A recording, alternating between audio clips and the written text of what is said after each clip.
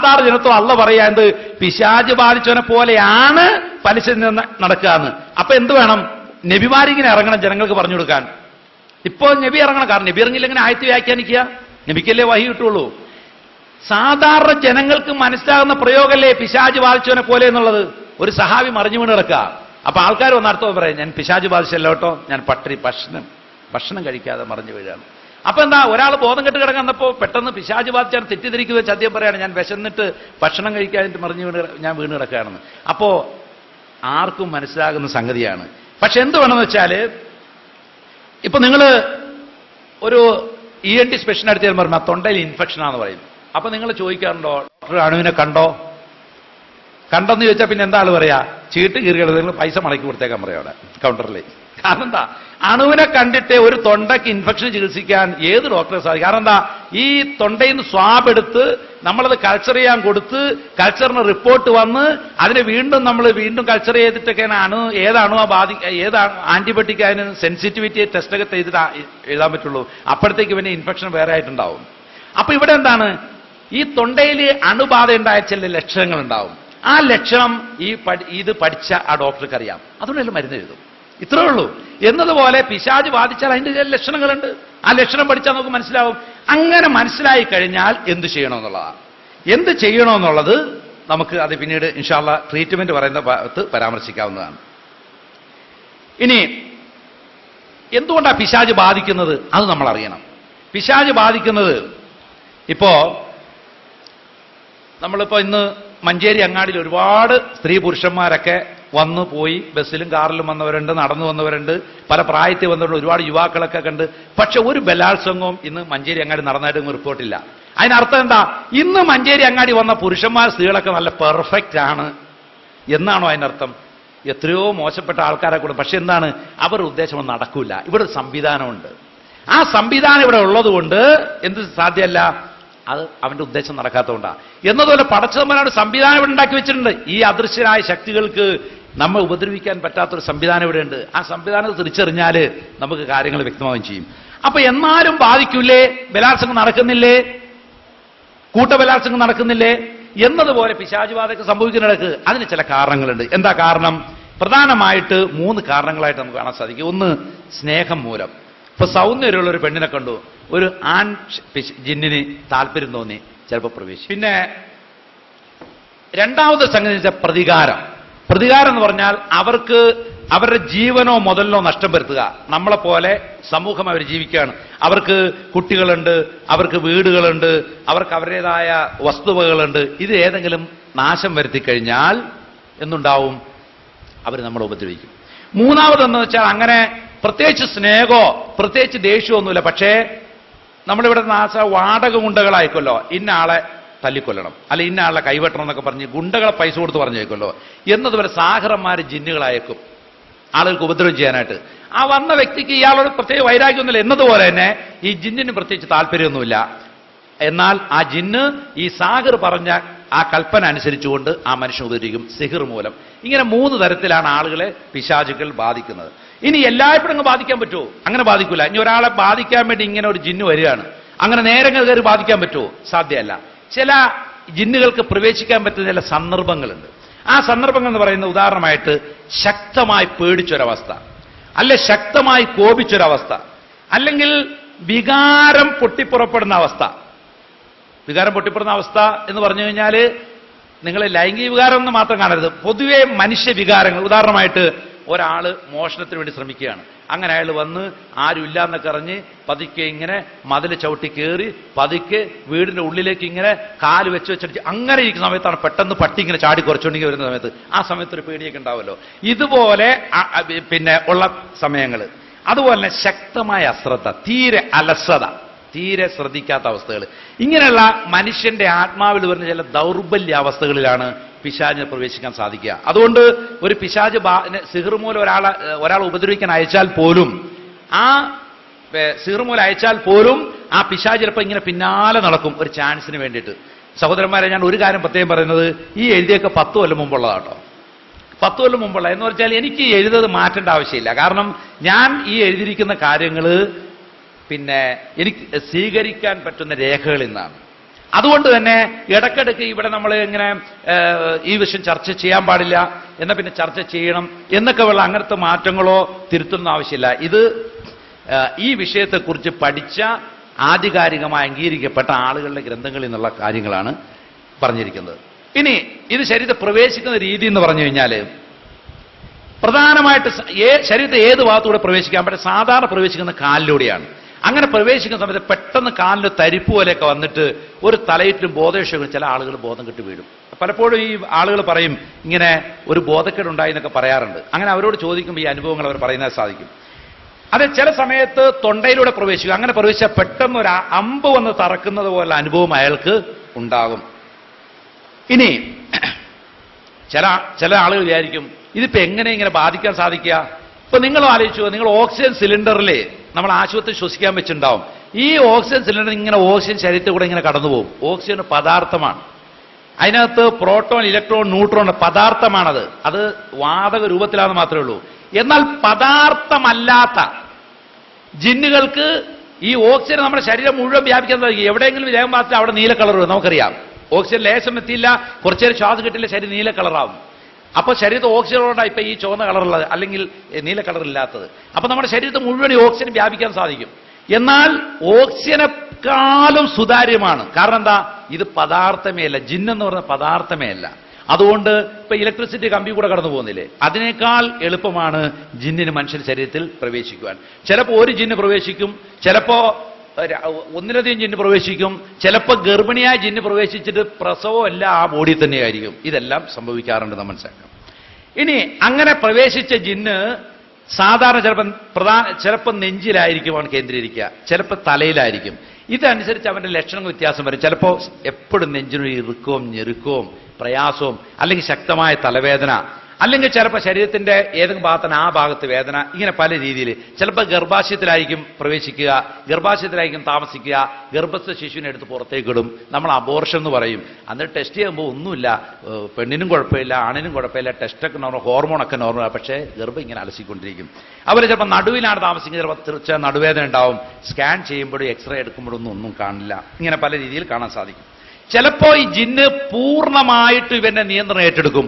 അപ്പോഴാണ് ഇവർ അന്തം വിട്ടവനെ പോലെ ഇങ്ങനെ ഭ്രാന്തനായിട്ട് അലഞ്ഞു കിടക്കുന്നത്. ചിലപ്പോ ഭാഗികമായിട്ടായിരിക്കും നിയന്ത്രണം ഏറ്റെടുക്കുക. അപ്പൊ അവൻ ചില ഒസ്വാസ്, ടെൻഷൻ, ആങ്സൈറ്റി, ഫോബിയ, മാനിയ എന്നൊക്കെ പറഞ്ഞ് പല രീതിയിലുള്ള സ്വഭാവങ്ങളുമായിട്ട് അവൻ ജീവിക്കുന്നത് കാണാൻ സാധിക്കും. ചില സമയത്ത് എന്തുണ്ടാവും, ഒരു സ്ഥലത്ത് ഉള്ള ജിന്ന് ചിലപ്പോൾ വേറെ സ്ഥലത്തേക്ക് മാറും. പ്രത്യേകം നമ്മൾ ചികിത്സാ സമയത്ത് കാണാൻ സാധിക്കും. ഇവിടെയാ വേദന എന്ന് പറയും, കുറച്ച് ഓതി കഴിയുമ്പോൾ കാണാം ഇപ്പൊ വേദന ഇവിടെയാന്ന് പറയും, കുറച്ച് നമ്മൾ അല്ല വേദന ഇങ്ങോട്ട് മാറി എന്ന് പറയും. ഇങ്ങനെ മാറുന്നതായിട്ട് നമുക്ക് കാണാൻ സാധിക്കും. ഇനി ജിന്ന് ഒഴിഞ്ഞു പോകുമ്പോൾ ഇതുപോലെ ഉണ്ടാവും. നമ്മൾ ചികിത്സ സമയത്ത് ജിന്ന് ഒഴിഞ്ഞു പോകുകയാണെങ്കിൽ ആ ഒഴിഞ്ഞു പോകുന്ന അവയവം ഇങ്ങനെ വരച്ച് വെച്ച് കുടഞ്ഞിട്ടാണ് അങ്ങ് പോയി ആളിങ്ങനെ ബോധം കെട്ട പോലെ കിടക്കും.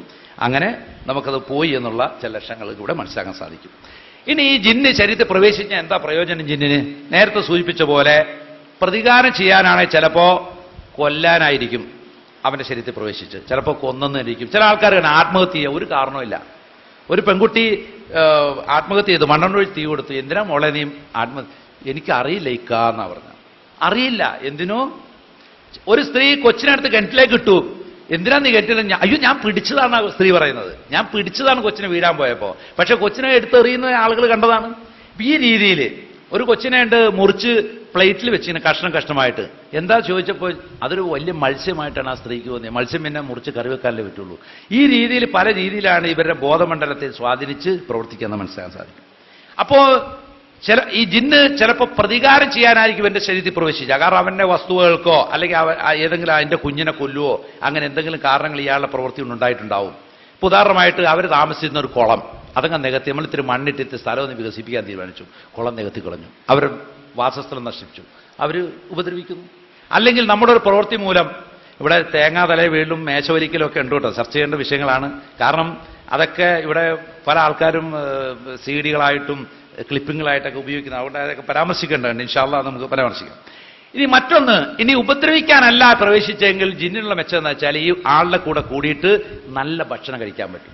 നല്ല ഭക്ഷണം, നല്ല പാർപ്പിടം, ലൈംഗിക ആസ്വാദനം, ഈ കാര്യങ്ങൾക്ക് വേണ്ടിയാണ് ജിന്ന് മനുഷ്യൻ ശരീരത്തെ ഉപയോഗപ്പെടുത്തുന്നത്. ഇനി കൂടുതൽ ബാധ ഏൽക്കുന്ന സ്ത്രീകൾക്കാണ്. അതെന്തുകൊണ്ടാണ് കൂടുതൽ ബാധ ഏൽക്കുന്നത്? ഒന്ന്, ഭൂരിപക്ഷം സ്ത്രീകളുടെ കാര്യത്തിൽ എന്ന് പറഞ്ഞാൽ അവര് ആത്മീയമായി ദൗർബല്യമുള്ളവരാണ്. പെട്ടെന്ന് പേടിക്കുന്ന, പെട്ടെന്ന് കോപിക്കുന്ന, പെട്ടെന്ന് പ്രയാസങ്ങൾ വരുന്ന ഒരു സ്വഭാവമാണ്. അതുകൊണ്ട് അവരുടെ ആത്മാവിന് പിശാചിന്റെ പ്രവർത്തനം കൂടുതൽ സാധ്യതയുള്ളതാണ്. രണ്ടാമത്തെ കാര്യം എന്ന് വെച്ചാൽ സൗന്ദര്യമുള്ള സ്ത്രീകളെ പുരുഷ ജിന്നുകൾ ആകർഷിച്ച് അവർ പ്രവേശിക്കും. ഇപ്പൊ നമുക്കറിയാലോ, മനുഷ്യരുടെ തന്നെ സൗന്ദര്യമുള്ള പെണ്ണുങ്ങളെ പിന്നാലെ ചിലപ്പോൾ ആണുങ്ങൾ പോകണം കാണാൻ സാധിക്കും. എന്നാൽ സൗന്ദര്യം ആണുങ്ങളെ പിന്നാലെ ഇങ്ങനെ പെണ്ണുങ്ങൾ പോകണം നമ്മൾ കാണാറുണ്ടോ?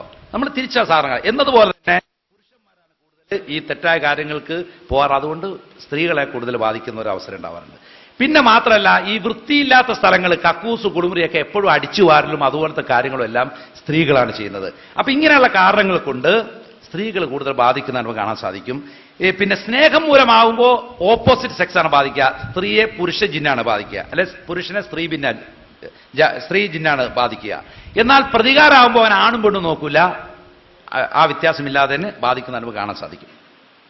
ഇനി മുസ്ലിം ജിന്നുകൾ ബാധിക്കാറുണ്ടോ? നമുക്ക് ചികിത്സയിലെ കാണാൻ സാധിക്കും. സാധാരണയായി ബാധയിലും സിഹറിലും ഒക്കെ കാഫിർ ജിന്നുകളാണ് ബന്ധപ്പെടുന്നത് കാണാൻ സാധിക്കും. നമുക്കറിയാലോ, ഇപ്പൊ ഇവിടെ ഒരു പിന്നെ ഗുണ്ടാസംഘത്തിന് ഗുണ്ടാസംഘത്തിലേക്ക് ആളെടുക്കുമ്പോൾ നമ്മളിങ്ങനെ ഡോക്ടർമാരെ, എഞ്ചിനീയർമാരൊക്കെ തെരഞ്ഞെടുക്കുക. അങ്ങനെയല്ല, സാധാരണ മോശമായ ആൾക്കാരാണ് അതിനൊക്കെ തയ്യാറാകുക. എന്നതുപോലെ കാഫിർ ജിന്നുകളാണ് ഇതിനു വേണ്ടിയിട്ട് ബാധയിലേക്ക് നമുക്ക് കാണാൻ സാധിക്കുന്നത്.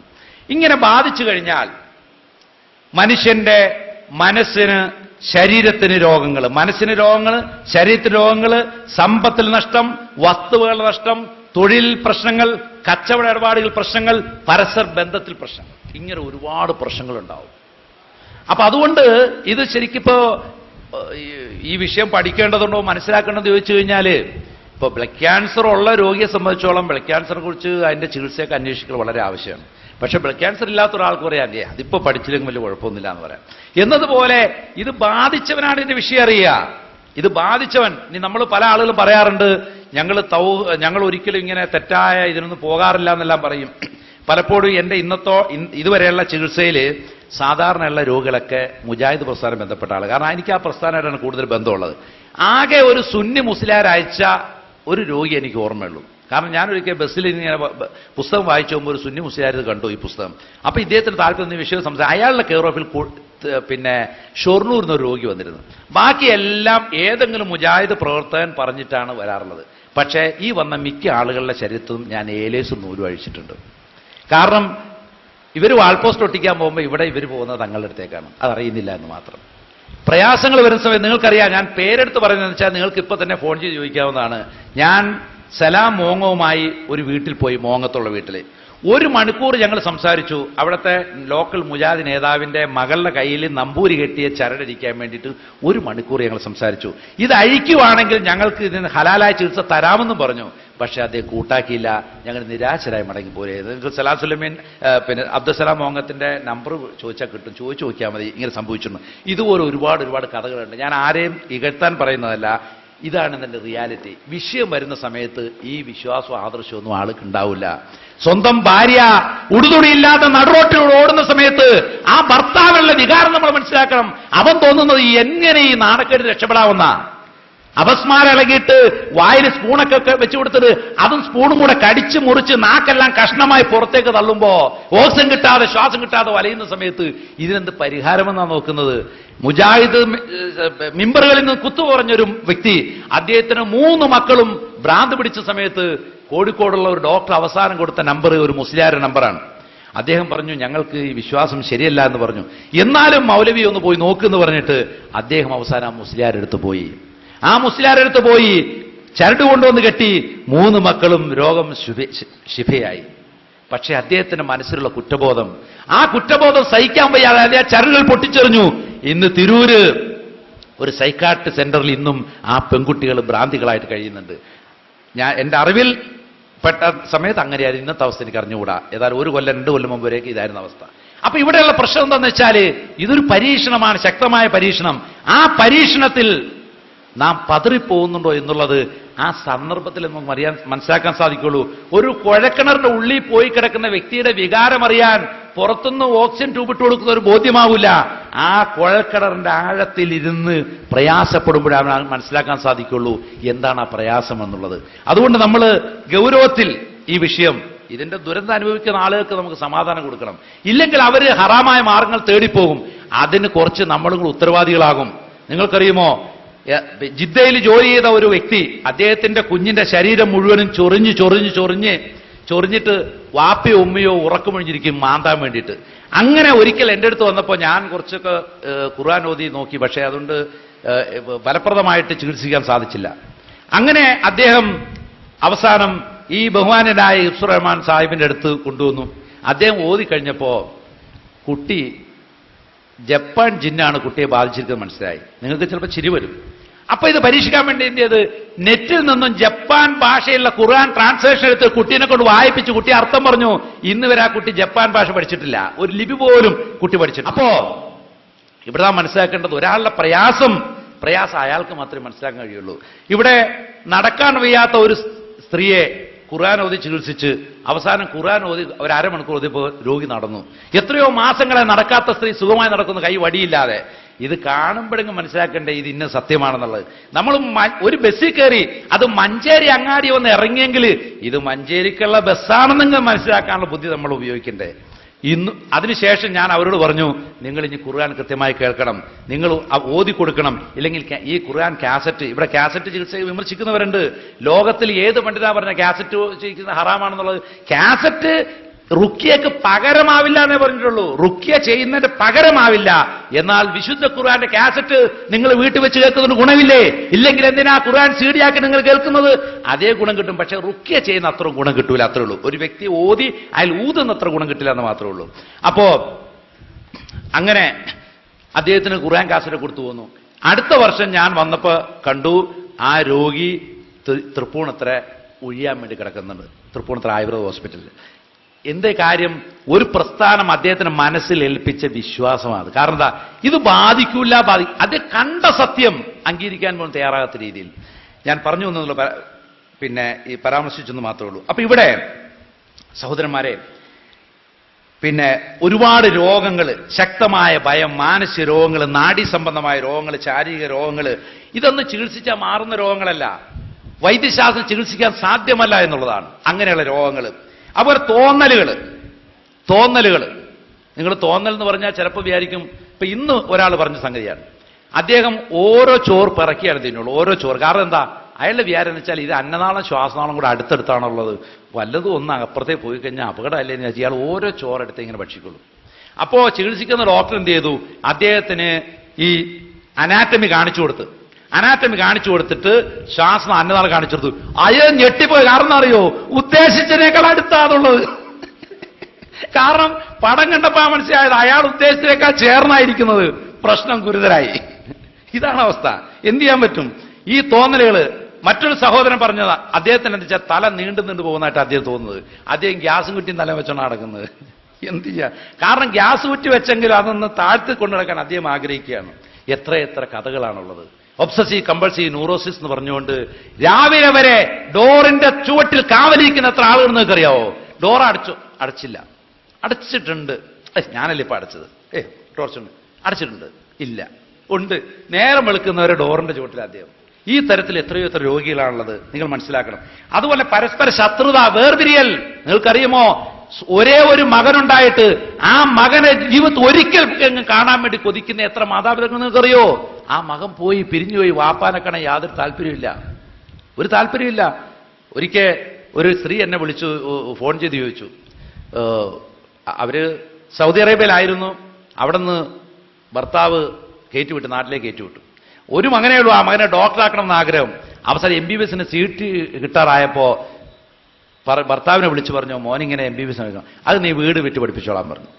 അങ്ങനെ അദ്ദേഹം മാത്രമല്ല, അവസാനം ആ ഭാര്യയുടെ ഫോൺ പോലും എടുക്കാത്ത രീതിയിൽ അവരെ മറന്നു കളഞ്ഞൊരു ഭർത്താവ്, അവർക്ക് വേണ്ടി ദാഹിക്കുന്ന ഭാര്യ, ആ കുഞ്ഞ്, ഇങ്ങനെ എത്ര സംഭവങ്ങളാണുള്ളത്. എന്നിട്ട് ആ സ്ത്രീ എന്നോട് ചോദിക്കുക, ഇവിടെ നിന്ന് എന്തെങ്കിലും അയാൾക്ക് ചെയ്യാൻ പറ്റുമോ? കാരണം ആ സ്ത്രീക്ക് അറിഞ്ഞുകൂടാ ഈ ചികിത്സയെക്കുറിച്ച്. അവരെവിടെന്നോ കിട്ടിയ ഫോൺ നമ്പർ വെച്ച് വിളിക്കുക, ഇവിടെ നിന്ന് അങ്ങോട്ടൊന്നും ചെയ്യാൻ പറ്റുമോ അയാളുടെ മനസ്സ് മാറാൻ. ഈ തരത്തിലുള്ള വേർപാടുകൾ, മനസ്സ് വേർപെടുക, ഇതുപോലത്തെ സംഭവങ്ങൾ. അവരെ സ്ത്രീരോഗങ്ങൾ, ഗർഭധാരണം നടക്കാതിരിക്കുക, ആർത്തവം, തുടർച്ചയായ ആർത്തവം. അപ്പൊ തുടർച്ചയായ ആവർത്തവം സ്ത്രീക്കുണ്ടായാൽ എന്താ പ്രയാസം ആ സ്ത്രീക്ക് മനസ്സിലാവുള്ളൂ. ഒരിക്കൽ തമിഴ്നാട്ടിൽ നിന്നും ഒരു രോഗി എൻ്റെ അടുത്ത്, കായൽപട്ടണത്ത് നിന്ന്, അവർ വർഷങ്ങളായിട്ട് അവർക്ക് ബ്ലീഡിംഗ് ആണ്. തമിഴ്നാട്ടിലെ പ്രശസ്തരായ ഒരുപാട് ഡോക്ടർമാരെ കാണിച്ചു നോക്കി, അവസാനം അതൊന്നും സാധിച്ച് ഫലമായില്ല. ഞാനീ പറയുന്നത് ഇത് അള്ളാഹുവിന്റെ വചനത്തിന്റെ ഗൗരവമാണ്, ഞാനെന്ന വ്യക്തിയുടെ അല്ല, ഏതെങ്കിലും വ്യക്തിയെ കൊണ്ടല്ല ചികിത്സ. ഇതെല്ലാം സബബുകളാണ്, റുക്കിയ സബബാണ്, ചികിത്സിക്കുന്ന അള്ളാഹുവാണ് ശിഫ നൽകുന്നത്. ഒരു ദിവസം മാത്രം ആ ഖുർആൻ ഓതിക്കഴിഞ്ഞപ്പോ ആ സ്ത്രീക്ക് ശിഫയായി മാറി, ആ ബ്ലീഡിങ് നിന്നു എന്നുള്ളതാണ്. അതുപോലെ തന്നെ സേലത്ത് ആശുപത്രി ഒരു വശം തളർന്നു കിടന്ന മനുഷ്യൻ, ആ മനുഷ്യനെ അവിടെ നിന്ന് ഡിസ്ചാർജ് ചെയ്ത് കൊണ്ടുവന്നത്, അവിടെ എഴുതി കൊടുത്ത് ഈ രോഗിക്കെന്ന് സംഭവിച്ചാൽ ഞങ്ങൾ ഉത്തരവാദിയല്ല എന്ന് എഴുതി കൊടുത്തിട്ടാണ് കൊണ്ടുവന്നത്. അരമണിക്കൂർ ഖുർആൻ അയാൾ എഴുന്നേറ്റ് പോയി. ഇതുപോലെ എത്ര സംഭവം കൊണ്ടെന്നറിയോ? അപ്പൊ ഇങ്ങനെയുള്ള രോഗങ്ങൾ, ഇത് വൈദ്യശാസ്ത്രം ചികിത്സിക്കാൻ സാധ്യമല്ലാത്ത രോഗങ്ങൾ. ലൈംഗിക പ്രശ്നങ്ങൾ, നിങ്ങൾക്കൊരു 10 കൊല്ലം വിവാഹം കഴിച്ചിട്ട് 10 കൊല്ലമായിട്ടും ഒരിക്കൽ പോലും ഭാര്യബന്ധം നടത്താത്ത ആളുകളെ കുറിച്ച് നമുക്കറിയാം. അവർക്ക് സാധ്യമല്ലാത്ത അവസ്ഥ. ഒരു കുഴപ്പമില്ല. സൗദി അറേബ്യയിലുള്ള ഒരാള് അയാൾക്ക് ഭാര്യന്റെ അടുത്ത് ചെന്നാൽ അയാൾക്ക് യാതൊരു തരത്തിലും ഭാര്യയുമായി ബന്ധപ്പെടാൻ സാധ്യമല്ല. അങ്ങനെ അയാൾ, എന്നാലോ മറ്റാരെക്കുറിച്ച് ചിന്തിച്ചാൽ അയാൾക്ക് താല്പര്യം ഉണ്ടാവും, ഭാര്യയെക്കുറിച്ച് മാത്രം ചിന്തിച്ച് സാധ്യമല്ല. അങ്ങനെ അവസാനം സൗദി അറേബ്യയിൽ ഉമ്രക്ക് കൊണ്ടുവന്നു. ഒരു ഉമ്ര വിസ ഉമ്രയിക്കാൻ കൊണ്ടുവന്നല്ല, വാസ്തവത്തിൽ 10 ദിവസം ഇവിടെ താമസിപ്പിക്കാനെന്ന് വെച്ച് കൊണ്ടുവന്നാ. വന്നപ്പോ അത് അങ്ങനെ നിരാശനായി മടങ്ങിപ്പോയി. ചില ആളുകളെ സംബന്ധിച്ചൊക്കെ ഗൾഫിൽ നിന്നൊക്കെ ഇങ്ങനെ നാട്ടിൽ വരും, നാട്ടിൽ വന്നിട്ട് പെട്ടെന്ന് ലീവ് കട്ട് ചെയ്ത് പോകല. കാരണം എന്താ? അവരുടെ പ്രശ്നം. അപ്പൊ ഇങ്ങനെയുള്ള ലൈംഗിക പ്രശ്നങ്ങൾ, അതുപോലെ വീടിനും വസ്തുക്കൾക്ക് നാശം, ഇങ്ങനെയുള്ള ഒരുപാട് സംഭവങ്ങൾ ഇതുകൊണ്ട് ഉണ്ടാകുന്നുണ്ട്. ഇങ്ങനെ ഇനിയിപ്പോ ഇതുകൊണ്ടാണോ അതെങ്ങനെ അറിയാൻ സാധിക്കും? അതിന് ചില ലക്ഷണങ്ങളുണ്ട്. ലക്ഷണങ്ങൾ എന്ന് പറഞ്ഞാൽ ആ ലക്ഷണങ്ങളെ ഉണർന്നിരിക്കുമ്പോഴുള്ള ലക്ഷണങ്ങൾ, ഉറക്കത്തിലുള്ള ലക്ഷണങ്ങൾ, ഇങ്ങനെ രണ്ടായിട്ട് നമുക്ക് തരംതിരിക്കാം. ഉണർന്നിരിക്കുമ്പോഴുള്ള ലക്ഷണങ്ങൾ എന്ന് പറയുന്നത് ആരാധനാ കാര്യങ്ങളിൽ അകൽച്ചുണ്ടാകും. നമസ്കാരം, ദിക്ർ, ദുആകൾ, ഖുർആൻ പാരായണം, ഇതിനൊന്നും താല്പര്യം ഉണ്ടാവില്ല. അതുപോലെ വാക്കിലും പ്രവൃത്തിയിലെ അസാധാരണത്വം എന്ന് പറഞ്ഞാൽ പെട്ടെന്ന് ദേഷ്യം വരിക, പെട്ടെന്ന് കരച്ചിൽ വരിക, മ്ലാനത, അതുപോലെ തന്നെ ചെറിയ കാര്യത്തിൽ ശപിക്കുക, വെറുതെ ഒച്ചയമ്പോളം ഉണ്ടാക്കുക, ഇങ്ങനെയുള്ള ചില വാക്കിലും പുറത്തിൽ അസാധാരണം. അതുപോലെ നിരന്തരം അസ്വസ്ഥന, എപ്പോഴും ഒരു അടങ്ങിയിരിക്കാത്ത രീതിയിലുള്ള പ്രശ്നങ്ങൾ. അതുപോലെ ഒസ്വാസ്, ആ ഒസ്വാസ് എത്ര വരെ ഭ്രാന്തിലേക്ക് എത്തിക്കുന്ന ഒസ്വാസ്. അതുപോലെ അപസ്മാരം എന്ന് പറഞ്ഞാൽ മെഡിക്കൽ കോസ് ഇല്ല, അതാണ് നിങ്ങൾ മനസ്സിലാക്കേണ്ടത്. എല്ലാ അപസ്മാരവും പിശാചുബാധയല്ല. ബ്രെയിൻ ട്യൂമർ ഉണ്ടെങ്കിൽ അപസ്മാരം ഉണ്ടാവും, ഹെഡ് ഇഞ്ചുറി ഉണ്ടെങ്കിൽ അപസ്മാരം ഉണ്ടാവാം, മെനിഞ്ചൈറ്റിസ്, തലച്ചോറ് പഴുപ്പുണ്ടെങ്കിൽ അപസ്മാരം ഉണ്ടാവും. ഇതെല്ലാം കാരണമുള്ളതാണ്. എന്നാൽ കാരണമില്ലാത്ത അപസ്മാരം അതാണ് അല്ലെങ്കിൽ ഇഡിയോപതിക് എപ്പിലെപ്സി എന്ന് പറയും മെഡിക്കൽ ടൈമിൽ, അങ്ങനെയുള്ള എപ്പിലെപ്സി. ഇതുപോലെ സംശയങ്ങൾ, അതുപോലെ തന്നെ അമിതമായ ഭയം, നിസ്സാര ഒരു പാറ്റ ഓടിപ്പോയി കഴിഞ്ഞാൽ തന്നെ പേടിച്ചു പറക്കുന്ന അവസ്ഥ. അതുപോലെ മറന്നു പോവുക, അസാധാരണ, ഇപ്പൊ പ്രായം കൊണ്ടുള്ള മറവിയല്ല, അല്ലാതെയുള്ള മറവി. അതുപോലെ പരിസരബോധം നഷ്ടപ്പെടും. ചിലപ്പോൾ റോഡ് ക്രോസ് ചെയ്യുമ്പോഴായിരിക്കും എവിടെയെന്ന് തന്നെ റോഡിൽ നടുക്ക് വെച്ചാൽ പോലും ഞാൻ എവിടെയാണെന്ന് അറിയാത്ത അവസ്ഥ വരിക. അതുപോലെ തോന്നലുകൾ എന്ന് പറഞ്ഞാൽ ഓഡിറ്ററി എന്ന് പറഞ്ഞു കഴിഞ്ഞാൽ ശബ്ദം, ചില അപശബ്ദങ്ങൾ കേൾക്കുക. ചിലപ്പോൾ വിഷ്വലാണ്, ചില രൂപങ്ങൾ കാണുക. ചിലപ്പോൾ ഓൾഫാക്ടറി, ഗന്ധമാണ്, ചിലപ്പോൾ ദുർഗന്ധം വരിക. ചിലപ്പോൾ ആട്ടിൻകൂട്ടിലെ സ്മെല്ല്, ചിലപ്പോൾ മലത്തിന്റെ സ്മെല്ല്, അങ്ങനെയുള്ള സ്മെല്ലുകൾ വരിക. ഇങ്ങനെയുള്ള സംഭവം ഉണ്ടാവും. അതുപോലെ ചില അപശബ്ദം കേൾക്കും, മറ്റാരും കേൾക്കില്ല, അവർ മാത്രം കേൾക്കും. അത് ഇരുട്ടിനോട് താല്പര്യം ഉണ്ടാകുക, എപ്പോഴും ഇലക്ട്രിക് ലൈറ്റുകൾ ഓഫ് ചെയ്തിട്ട് ഇരുട്ടുണ്ടാക്കും. അതുപോലെ മറ്റുള്ളവർ ഒഴിഞ്ഞിരിക്കുക, ജനങ്ങളുമായിട്ട് കൂടിക്കലരാത്ത അവസ്ഥ ഉണ്ടാകുക. പിന്നെ ഇരുട്ട വ്യക്തിത്വം എന്ന് പറഞ്ഞാൽ ചിലപ്പോൾ പെട്ടെന്ന് അന്യഭാഷയൊക്കെ സംസാരിക്കും, അവർക്കറിയാത്ത ഭാഷയെ സംസാരിക്കും. അങ്ങനെ ഇരട്ട വ്യക്തിത്വം. അതുപോലെ വൃത്തി, വസ്ത്രധാരണം എന്നിവയിൽ അശ്രദ്ധ ഉണ്ടാകുക. പിന്നെ ഇടക്കിടക്ക് ബോധക്ഷയം, നമ്മൾ സാധാരണ ഹിസ്റ്റീരിയ എന്ന് ഞാൻ നേരത്തെ പറഞ്ഞ ആളുകൾ പറയുന്നത്. അതുപോലെ നിരന്തരം ടോയ്ലറ്റിൽ പോകുന്ന സ്വഭാവം, കക്കൂസിലും കുളിമുറിയും പോയി ഒരുപാട് സമയം അവിടെ ചെലവഴിക്കുക. അതുപോലെ വെറുതെ കരയുക, നിസ്സാര കാര്യത്തിന് കരയുക, നിസ്സാരമായി ഇങ്ങനെ ചിരിച്ചുകൊണ്ടിരിക്കുക കൂടുതലായിട്ട്. അതുപോലെ നിരന്തരമായ തലവേദന, ഏത് ഡോക്ടർമാരെ കാണിച്ചാലൊന്നും ഒന്നും ടെസ്റ്റുകളെല്ലാം ഒന്നും ഉണ്ടാവില്ല, എക്സ്റേ സ്കാനും എല്ലാം ചെയ്താലും ഒന്നും ഉണ്ടാവില്ല, പക്ഷെ നിരന്തരമായ തലവേദന. അതുപോലെ അവയവങ്ങൾക്ക് ശക്തി ഇല്ലാത്ത പോലെ തോന്നുക. ചിലപ്പോൾ ശരീരത്തെ ഏത് അവയവം തളർന്നു പോകുന്ന പോലെ ഉണ്ടാകുക. ചിലപ്പോൾ ആ ശരീരം അമിതമായ ഭാരം എവിടെ തളർത്തിയിട്ടാൽ മതി എന്ന് തോന്നുക. അതുപോലെ ചില സമയത്ത് അമിതമായ ശക്തി പ്രദർശിപ്പിക്കുക. അതുപോലെ തലകറക്കം നിരന്തരമായിട്ടുണ്ടാകുക, നിരന്തരമായി ഓക്കാനം, ഛർദി, പെട്ടെന്ന് ഇങ്ങനെ അകാരണമായ ചുമ, ഇങ്ങനെ ഒരുപാട് ലക്ഷണങ്ങൾ ഉണ്ടാവും. അപ്പൊ ഇതെല്ലാം ഇങ്ങനെയൊക്കെ കാണുന്നവരൊക്കെ ഇത് പിശാചുബാധ ധരിക്കരുത്.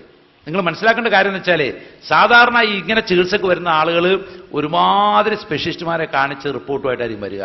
അവരെല്ലാം കൈമലർത്തി ലാസ്റ്റ് മാനസിക രോഗത്തിലെ മരുന്നും കൊണ്ടായിരിക്കും പല ആളുകളും രോഗത്തിന് ചികിത്സക്ക് വരുന്നത് കാണാൻ സാധിക്കുന്നു. അതുപോലെ തന്നെ ശരീരത്തിലെ വ്യത്യസ്ത ഭാഗങ്ങളിൽ ചിലപ്പോൾ ഒരു വിറയല്, കടച്ചില്, ഇങ്ങനെയുള്ള അസാധാരണമായ മൂവ്മെന്റ്സ്. അതുപോലെ നെഞ്ചിനെപ്പോഴും പിടുത്തം പോലെ, പ്രയാസം പോലെ, ശ്വാസം മുട്ട്. നിങ്ങൾക്കറിയാമോ, ഹാർട്ട് അറ്റാക്കിനേക്കാൾ കൂടുതൽ ആളുകൾ നെഞ്ചുവേദനക്കും നെഞ്ചിന്റെ പ്രയാസമായിട്ട് അഡ്മിറ്റ് ചെയ്യുന്നത് ഇതുപോലത്തെ വിഷയത്തിലാണ്. കാർഡിയാക് ന്യൂറോസിസ് എന്നൊക്കെ ഡോക്ടർമാർ അതിന് പറയും. അതുപോലെ ചില ആളുകൾക്ക് ശക്തമായ ഉറക്കം തൂങ്ങൽ, എത്ര ഉറങ്ങിയാലും ഇങ്ങനെ ഉറങ്ങിക്കൊണ്ടിരിക്കുക, അങ്ങനെയുള്ള അവസ്ഥ ഉണ്ടാകാം. എപ്പോഴും മനപ്രയാസം ഉണ്ടാകുക. അതുപോലെ തന്നെ ഭക്ഷണം കഴിക്കാൻ വെച്ച് കഴിഞ്ഞാൽ ബിസ്മി ചെല്ലാൻ മറന്നുപോകും, കുറച്ച് കഴിയുമ്പോഴേ ബിസ്മിന്റെ കാര്യം ഓർമ്മ വരും. ഇങ്ങനെയൊക്കെയുള്ള ചില സ്വഭാവങ്ങൾ കാണാൻ സാധിക്കും. ഇനി സ്പിരിച്വലായിട്ട് ചേഞ്ചസ് ഉണ്ട്, ആത്മീയമായ ചില വ്യത്യാസം. എന്താണ്? ഉദാഹരണമായിട്ട് ഖുർആൻ കേൾക്കാനും അതുപോലെ ബാങ്ക് ഒക്കെ കേട്ടുകഴിഞ്ഞാൽ, അദാന കേട്ടുകഴിഞ്ഞാൽ അസ്വസ്ഥത തോന്നുക, ഖുർആൻ കേൾക്കാൻ സാധ്യമല്ല. അതുപോലെ തന്നെ ഖുർആൻ ഓതിയ വെള്ളം കൊടുത്താൽ കുടിക്കാൻ സാധിക്കില്ല. അപ്പോൾ ഇവിടെ സംശയം ഉണ്ടാവും, ഖുർആൻ ഓതിയ വെള്ളം കുടിക്കാവോ എന്നൊക്കെ ചിലപ്പോൾ സംശയം ഉണ്ടാവാൻ. ഞാൻ പറഞ്ഞെന്നുള്ളൂ, ഒരു ഗ്ലാസ്സിൽ നമ്മൾ എന്ത് ചെയ്യുക, വെറും വെള്ളവും ഒരു ഗ്ലാസ് ഖുർആനോതി വെള്ളവും കൂടെ കൊടുത്താൽ ഈ ബാധയുള്ള ഒരാൾക്ക് ഖുർആനോതി വെള്ളം ഇറക്കാൻ സാധ്യമല്ല. ഇതൊക്കെ നമുക്ക് നേരിട്ട് നമുക്ക് ചികിത്സാ സമയങ്ങളിൽ മനസ്സിലാക്കാൻ സാധിക്കും. അതുപോലെ ഖുർആൻ ഓതിയ എണ്ണ പുരട്ടിക്കഴിഞ്ഞാൽ പിന്നെ ശരീരം തളർന്നു പോകും, അത് എഴുന്നേറ്റ് നിൽക്കാൻ പോലും പറ്റാത്ത അവസ്ഥ പോലും ഉണ്ടാകാം. ഇങ്ങനെയുള്ള ചില ആത്മീയമായ ചില വ്യത്യാസം കാണാൻ സാധിക്കും. ഇനി കുടുംബജീവിതത്തിലെ ചില ലക്ഷണങ്ങൾ എന്താണ്? വിവാഹ തടസ്സം. വിവാഹ തടസ്സം നമുക്കറിയാം, സാധാരണ ഒരു പെണ്ണിനെ ഒരാണ് കാണാൻ വന്നു, 2 പേര് വന്നു, 3 പേര് വന്നു, ഏതെങ്കിലും അങ്ങനെ ഫിക്സായങ്ങോ കല്യാണം നടത്തിങ്ങനെയാണ്. എന്നാൽ 18 ആണുങ്ങൾ വന്നിട്ട് നടക്കാത്ത കല്യാണത്തിന് സംഭവങ്ങൾ, 18 പേര് വന്ന് കണ്ട്, പക്ഷേ ഒരാളും പിന്നെ തങ്ങൾ തിരിഞ്ഞു നോക്കൂല. അതുപോലെ തന്നെ അപ്പൊ എന്താ അന്വേഷിക്കും എന്താണെന്ന് വെച്ചാൽ നമുക്ക് മനസ്സിലാകുന്നത്, ഇവിടെ ഡോക്യുമെന്ററിയിൽ കമ്പ്യൂട്ടർ കൊണ്ട് മോഹമൊക്കെ ഇങ്ങനെ വലിച്ചു നീട്ടിയെ കാണിച്ചിട്ടോ. അത് ഏതായാലും ഇന്നിപ്പോൾ ആധുനിക സംവിധാനങ്ങളുകൊണ്ട് എല്ലാം ആളുകൾ കാണിച്ചു കൊടുക്കാൻ സാധിക്കും.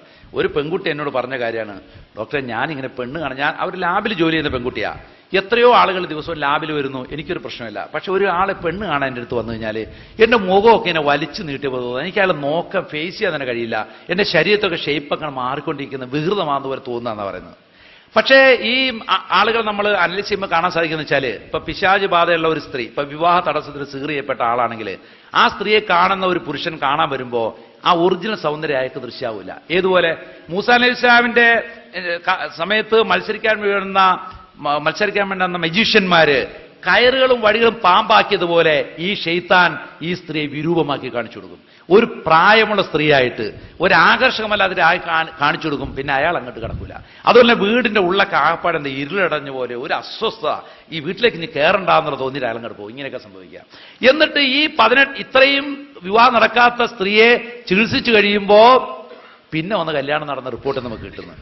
ഇപ്പൊ ഞാൻ പറയുന്നത് ഇതിന്റെ അടിസ്ഥാനം ഞാൻ ആരെയും കല്യാണം മുടങ്ങിയിട്ടുണ്ടെങ്കിൽ ഫോൺ നമ്പർ വാങ്ങിച്ച് ചികിത്സിക്കുക, ഇതിനൊന്നും അല്ല കേട്ടോ പറയുന്നത്. ചില ആളുകൾ ധരിക്കുന്ന വെച്ചാല് പിന്നെ അയാള് ചികിത്സക്ക് രോഗികൾ കിട്ടാഞ്ഞിട്ട് ഉണ്ടാക്കിയ സംഗതിയാണെന്നൊക്കെ പറഞ്ഞ് ഞാനിങ്ങനെ കാസറ്റ് കേട്ടു. എനിക്കതൊന്നും വിരോധമൊന്നുമില്ല. കാരണം എന്ന് വെച്ചാൽ നമ്മളെക്കുറിച്ച് ആർക്കെങ്കിലുമൊക്കെ വിമർശിച്ചും പരിഹസിച്ചും നടന്നാൽ സന്തോഷമുള്ള കാര്യമായിട്ടാണ് ഞാൻ കാണാറില്ല. കാരണം ഇപ്പോൾ ഒരു നമസ്കാരമോ നോമ്പോ എന്തെല്ലാം നമ്മൾ നിർവഹിച്ചാലും അത് എത്ര പരിപൂർണമായിട്ട് അതിന്റെ പ്രതിഫലം കിട്ടുമെന്ന് നമുക്ക് ഉറപ്പില്ല. ഇതൊക്കെ ആകുമ്പോൾ നമുക്ക് ഉറപ്പായിട്ട് കിട്ടുമല്ലോ, സംഗതി നഷ്ടപ്പെടാത്ത രീതിയിൽ. അതുകൊണ്ട് ഇടയ്ക്കിടയ്ക്ക് യൂട്യൂബിൽ നോക്കുക എത്ര പേര് ഡൗൺലോഡ് ചെയ്തു എന്ന്. ഡൗൺലോഡ് ചെയ്ത ആളുടെ എണ്ണം കൂടുതലാണ് എനിക്ക് സന്തോഷമാണ്. കാരണം എന്ന് അറിയുമോ, എത്രയോ തെറ്റുകളാണ് അറിയാതെ ചെയ്തു എന്ന്. ഇതൊക്കെ പരിഹരിക്കാനൊരു വേദി ഒരുങ്ങുക എന്ന് പറഞ്ഞാൽ നല്ല കാര്യമായിട്ടാണ് കാണാറുള്ളത്. അപ്പോ ഇവിടെ പിന്നെ കുടുംബജീവിതത്തിൽ കാണുന്ന മറ്റൊരു സംഗതിയാണ് ഭാര്യ ഭർത്താക്കൾ തമ്മിൽ ഭിന്നിപ്പ്. ഈ സ്ത്രീയെ സംബന്ധിച്ചോളം എല്ലാവരുമായിട്ട് നല്ല റിലേഷനാണ്, പക്ഷേ ഭർത്താവുമായിട്ട് ഒരുത്തല്ല അഡ്ജസ്റ്റ് ചെയ്തു. ഞാൻ ഈ സംഭവങ്ങൾ പറയാത്തെന്ന് വെച്ചാൽ, സംഭവങ്ങൾ പറയുമ്പോൾ ആൾക്കാർക്ക് തോന്നും കണ്ടോ അയാൾ ഇങ്ങനെ വിളിച്ചു പറയാം നമ്മുടെ കാര്യങ്ങളൊക്കെ പരസ്യമായിട്ട്. പേര് പറയുന്നത് പോലും ആളുകൾക്ക് മനസ്സിന് വേദന ഉണ്ടാകുന്ന കാര്യം. ഇല്ലെങ്കിൽ ഒരുപാട് അനുഭവങ്ങൾ നിങ്ങൾക്ക് പറഞ്ഞു തരാൻ സാധിക്കും, ഞാൻ ഇവിടെ കിടക്കുന്നില്ല ഏതായാലും. അതുപോലെ തന്നെ ഭർത്താവിന് വീട്ടിലൊക്കെ ചെന്ന് കഴിഞ്ഞാൽ ഒരു അസ്വസ്ഥയാണ്, എങ്ങനെയെങ്കിലും വീട്ടിൽ പോയാൽ മതി എന്നുള്ള. 2 ദിവസം എങ്ങനെ നിന്നിട്ട് വേഗം സ്വന്തം വീട്ടിലേക്ക് പോകും. ഇങ്ങനെയുള്ള അവസ്ഥകൾ ഉണ്ടാകുക. ഭാര്യ ഭർത്താക്കൾ തമ്മിലുള്ള ഭിന്നിപ്പ്. അതുപോലെ ലൈംഗിക ശേഷി ഇല്ലാതാകുക. നേരത്തെ സൂചിപ്പിച്ച പോലെ ചിലപ്പോൾ പരിപൂർണമായിട്ട് സാധിക്കില്ല, ചിലപ്പോൾ പൂർത്തിയാക്കാൻ സാധിക്കില്ല, ചിലപ്പോൾ ശീഘ്രസ്ഖലനം ഉണ്ടാകുക. ഇങ്ങനെയൊക്കെ സംഭവിക്കുക. അതുപോലെ ലൈംഗിക താല്പര്യമില്ല, സ്ത്രീകളൊന്നും അങ്ങനത്തെ താല്പര്യമില്ലാതെ ഭർത്താവിന് അകന്ന് ജീവിക്കുന്ന അവസ്ഥ ഉണ്ടാകുക. 10-16 കൊല്ലമായിട്ട് ഭർത്താവിന് അകന്ന് നിൽക്കുന്ന കേസുകളൊക്കെ വന്നിട്ടുണ്ട്. കട്ടിലെ വന്നാൽ അയാൾ ചൂടാന്ന് പറഞ്ഞ് പിന്നെ പുറംവേദന എന്ന് പറഞ്ഞാൽ നിലത്ത് പോയി കിടക്കും, നിലത്ത് നിന്ന് ഇവിടുന്ന് അങ്ങോട്ട് പോയി കിടക്കും. ഭർത്താവിന് അകന്ന് ഇങ്ങനെ രക്ഷപ്പെടുന്ന അവസ്ഥ കാണാൻ സാധിക്കും. അതുപോലെ തന്നെ നേരത്തെ പറഞ്ഞ പോലെ വന്ധ്യത എന്ന് പറഞ്ഞാൽ ഒരു തകരാറുണ്ട്, പക്ഷേ കുട്ടികൾ ഉണ്ടാവാതെ ഗർഭധാരണം ഉണ്ടാവാത്ത അവസ്ഥ ഉണ്ടാകുക. പിന്നെ വെള്ളപോക്ക്, എന്ത് ചികിത്സ എത്ര ചികിത്സ മാറാത്ത തരത്തിലുള്ള വെള്ളപോക്ക് ഉണ്ടാകുക. ഇതെല്ലാം കുടുംബജീവിതത്തിൽ കാണുന്ന കാര്യങ്ങൾ. അവർ ആർത്തവം ക്രമം തെറ്റുക, അമിതമായ രക്തസ്രാവം ഉണ്ടാകുക.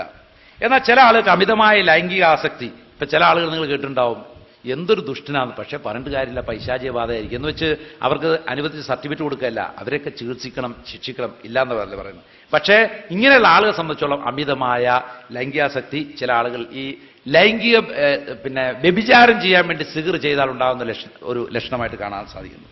അതുപോലെ തന്നെ കുടുംബ ബന്ധങ്ങളും സുഹൃത്ത് ബന്ധങ്ങളും തകരുക. നമുക്ക് ഉപദേശിക്കാൻ തോന്നുവരെ, പക്ഷേ അതേപോലെ തന്നെ വീടിനും മറ്റു ഉപകരണങ്ങൾ നാശനഷ്ടം സംഭവിക്കുക, വീട് തീപിടിക്കുക, അല്ലെങ്കിൽ കച്ചവട സ്ഥാപനങ്ങൾക്ക് നാശം ഉണ്ടാകുക, വീട്ടിൽ ഏറുകൊള്ളുക, ചാത്തരൊക്കെ പറഞ്ഞ് നിങ്ങൾ കേട്ടിട്ടുണ്ടാവും. അതിൽ ചിലതെല്ലാം കൃത്രിമമാണെങ്കിൽ പോലും പലപ്പോഴും പൈശാചിക ഉപദ്രവങ്ങൾ നമ്മളത് കാണാൻ സാധിക്കുന്നു. ഇനി ഉറക്കത്തിൽ കാണുന്ന ലക്ഷണം കൂടെ പറഞ്ഞുകൊണ്ട് ഞാൻ മഗ്‌രിബിന് മുമ്പുള്ള ഈ സെഷൻ അവസാനിപ്പിക്കുകയാണ്. അതിനുശേഷം ഇൻഷാ അല്ലാഹ് നമസ്കാര ശേഷം തുടരാൻ കഴിയാം ഇൻഷാ അല്ലാഹ്. ഉറക്കത്തിൽ പേടിപ്പിക്കുന്ന സ്വപ്നങ്ങൾ കാണുക, ദുസ്വപ്നങ്ങൾ, അസാധാരണ തരത്തിലുള്ള രൂപങ്ങൾ, വികൃത രൂപങ്ങൾ കാണുക, പാമ്പിനെല്ലാം നിരന്തരമായ സ്വപ്നത്തിൽ കാണുക, അതുപോലെ തേറ്റ കൊണ്ട് കുത്താൻ വരുന്ന മൃഗങ്ങളെ കാണുക. അതുപോലെ പലപ്പോഴും ഉള്ള സംഗതിയാണ് നിരന്തരമായി ഉയരത്തിൽ വീണ പോലെ, പെട്ടെന്ന് ഇങ്ങനെ ഉയരത്തിൽ നിന്ന് വീണ പോലെ, അല്ലെങ്കിൽ കാല് വഴുതി ഇങ്ങനെ കുഴിയിലേക്ക് പോയ പോലുള്ള അനുഭവങ്ങൾ ഉണ്ടാകുക. അതുപോലെ ഉറങ്ങാൻ കിടന്നാൽ ഉറക്കം വരാതെ ഉറക്കമില്ലാത്ത രാത്രികളായിട്ട് കഴിഞ്ഞുവിടുക. അതുപോലെ ഉറങ്ങാൻ കിടന്നാൽ ഭയങ്കരമായ മനപ്രയാസം, ഉറക്കഗുളിക കഴിച്ചാലേ ഉറങ്ങാൻ പറ്റുന്നുള്ള അവസ്ഥ വരിക. അതുപോലെ പല്ലുകടി, നിരന്തരമായി പല്ല് കടിക്കുന്ന സ്വഭാവം, അവൾ ഉറക്കത്തിൽ ചിരിക്കുക, അട്ടഹസിക്കുക, അതുപോലെ തന്നെ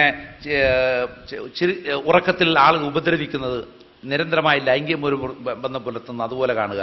അതുപോലെ സ്ലീപ്പ് പാരാലിസിസ് എന്ന് പറഞ്ഞാൽ ഏതെങ്കിലും ഒരു അവയവം തളർന്ന പോലെ തോന്നുക, ഉയർത്താൻ അനക്കാൻ തോന്നിയാൽ അനങ്ങാൻ പറ്റാതെ കുറേ സമയം കിടന്നിട്ട് പിന്നെ അങ്ങോട്ട് അനങ്ങുന്ന അവസ്ഥ ഉണ്ടാകുക. സ്വപ്നാടനം, ഉറക്കത്തിൽ എഴുന്നേറ്റ് ഇങ്ങനെ അബോധാവസ്ഥയിൽ നടന്നു പോവുക. അതുപോലെ ശ്മശാനം, കുപ്പത്തൊട്ടി, വിജന സ്ഥലങ്ങളെ, അവിടെയുള്ള സ്ഥലങ്ങളിൽ പോയി നിൽക്കുന്നതായിട്ട് സ്വപ്നത്തിൽ കാണുക. ശ്വാസം മുട്ടിയ അനുഭവങ്ങൾ, ആരോ കഴുത്തെ നെക്കിപ്പിടിച്ച് ശ്വാസം കിട്ടാത്ത പോലെ കിടന്ന് പടയുന്ന അനുഭവങ്ങൾ ഉണ്ടാകുക. ചില ആളുകൾക്ക് അമിതമായി ഉറക്കമുണ്ടാകുക. ഇങ്ങനെയുള്ള ചില ലക്ഷണങ്ങൾ നമുക്ക് കാണാൻ സാധിക്കാറുണ്ട്. അപ്പോ ഇവിടെ എങ്ങനെയാണ് നമ്മൾ തിരിച്ചറിയുന്നത്? രോഗത്തിനുള്ള ടെസ്റ്റുകളെല്ലാം പരിശോധനയിൽ നെഗറ്റീവായി കാണുക, ഒരു തകരാറും കാണാതിരിക്കുക. അതോടൊപ്പം തന്നെ ഇതുപോലുള്ള ലക്ഷണങ്ങൾ കാണുമ്പോൾ നമുക്ക് എന്ത് ചെയ്യാം? ഒന്ന് പരീക്ഷിച്ച് നോക്കാം, അത്രേ ഉള്ളൂ. അവരിൽ ഖുർആൻ ഓതി നോക്കാം, ഖുർആൻ ഓതാം, ഹദീസിൽ സഹിയായി വന്ന ദിക്റുകൾ കൊണ്ട് നമുക്ക് അവർക്ക് മന്ത്രിക്കാം. അത് ആര് ചെയ്യണം? അവനവൻ സ്വയം ചെയ്യട്ടെ, അല്ലെങ്കിൽ വീട്ടിലൊരാൾ ചെയ്യട്ടെ, അല്ലെങ്കിൽ ഒരു കുടുംബത്തിലൊരാൾ ചെയ്യട്ടെ. ഇതിനു വേണ്ടി ആരെങ്കിലും സെന്ററായിട്ട് ഇരിക്കുകയോ അല്ലെങ്കിൽ പ്രത്യേകം ബോർഡ് ഇരിക്കേണ്ട ഒരു ആവശ്യം ഇതിനില്ല. ഇത് അവനവൻ ചെയ്യേണ്ട കാര്യമാണ്. നിങ്ങൾ സൗദി അറേബ്യയിൽ ചെന്നാൽ കാണാൻ സാധിക്കും, ചിലപ്പോൾ നമ്മൾ പറയും കുട്ടിക്ക് ഇങ്ങനെ സംശയം തോന്നുന്നു പറയും, കുട്ടി ഇങ്ങനെ മന്ത്രിച്ചു തന്നായിരിക്കും, അത് ചെയ്തു എന്നവർ പറയല്. അവർക്ക് പ്രശ്നമില്ല, അവർക്കറിയാം ഇത് ഇന്നതുപോലെ ചെയ്താൽ മതി എന്നൊക്കെ. അപ്പോൾ ഈ തരത്തിൽ ഇതൊരു വ്യവസായാടിസ്ഥാനം ചെയ്യേണ്ട കാര്യമില്ല. അവനവൻ തന്നെ പരിശീലിച്ചുകൊണ്ട് അവനവനും അവന്റെ കുടുംബത്തിനും അവന്റെ ബന്ധുക്കൾ ചെയ്യേണ്ട ആവശ്യം മാത്രമേ ഉള്ളൂ. ഇപ്പോൾ ഒരാൾക്ക് സ്വന്തം ഭാര്യയെ ചികിത്സിക്കണം, ഏറ്റവും നല്ല അയാളല്ലേ അടുത്തിരുന്ന് ഖുർആൻ ഓതി കൊടുക്കുക, ആ വേദനയുള്ള ഭാഗത്ത് തൊട്ടിട്ട് ഖുർആൻ ഓതുക, എന്നിട്ട് അവരുടെ ശരീരത്തിൽ ഓതുക. ഇതെന്താ ഒരു അന്യ ആളെ കൊണ്ട് ചെയ്യിക്കേണ്ട ആവശ്യം എന്താ? അവനവൻ ചെയ്യാവുന്ന കാര്യമാണത്. അപ്പോ ഈ രീതിയിൽ ലക്ഷണങ്ങൾ കണ്ടാൽ ഇത് പൈശാചിക ബാധയാണെന്ന് നമുക്ക് എന്നുള്ള നിഗമനത്തിൽ അവരെ ചികിത്സിച്ചു നോക്കാം. ഇപ്പൊ ക്യാൻസർ ആണെന്ന് കണ്ട് ക്യാൻസറിന് മരുന്ന് കൊടുത്താൽ ക്യാൻസർ അല്ല എങ്കിൽ അയാൾ ആ മരുന്ന് കൊണ്ട് മരിച്ചു പോകും. പക്ഷേ വിശുദ്ധ ഖുർആൻ ഓതിയെന്നുകൊണ്ടോ സഹിയായി വന്ന റസൂലുള്ളാഹിന്റെ സുന്നത്തിൽപ്പെട്ട ദിക്റുകളോ ദുആകളോ കൊണ്ടോ മന്ത്രിച്ചുകൊണ്ടോ ആർക്കും ഒരു ദോഷവും വരികയില്ല. അതുകൊണ്ട് ആർക്കും ചെയ്യാവുന്ന യാതൊരു പാർശ്വഫലങ്ങളും ഇല്ലാത്ത ഈ ഒരു കാര്യം ചെയ്യുന്നതുകൊണ്ട് ഒരു ബുദ്ധിമുട്ടും വ്യക്തിക്കോ സമൂഹത്തിനോ ഉണ്ടാകുന്നതല്ല എന്ന് മനസ്സിലാക്കി നമ്മൾ ആ ചികിത്സകൾ ചെയ്യുക. ഇൻഷാ അല്ലാഹ് മഗ്‌രിബിന് ശേഷം ഇതിൻ്റെ വളരെ പ്രധാനപ്പെട്ട പല വിഷയങ്ങൾ നമുക്ക് സംസാരിക്കാനുണ്ട്. പരിപൂർണമായി വിഷയം അവതരിപ്പിക്കാൻ കഴിഞ്ഞില്ലെങ്കിലും നമുക്ക് പരമാവധി ഈ വിഷയത്തെ നീതി പുലർത്തിക്കൊണ്ട് ഇത് വിഷയം അവതരിപ്പിക്കാൻ അള്ളാഹു അനുഗ്രഹിക്കുമാറാവട്ടെ. നമസ്കാര ശേഷം ഇൻഷാ അല്ലാഹ് തുടരുന്നതാണ്. അസ്സലാമു അലൈക്കും വറഹ്മത്തുള്ളാഹി വബറകാതുഹു. അസ്സലാമു അലൈക്കും വറഹ്മത്തുള്ളാഹി വബറകാതുഹു. അൽഹംദുലില്ലാഹി റബ്ബിൽ ആലമീൻ വസ്സലാത്തു വസ്സലാമു അലാ റസൂലിൽ അമീൻ വഅലാ ആലിഹി വസഹ്ബി അജ്മഈൻ. അമ്മാ ബഅദ്. ബഹുമാന്യരായ സഹോദരന്മാരെ, സത്യവിശ്വാസികളെ,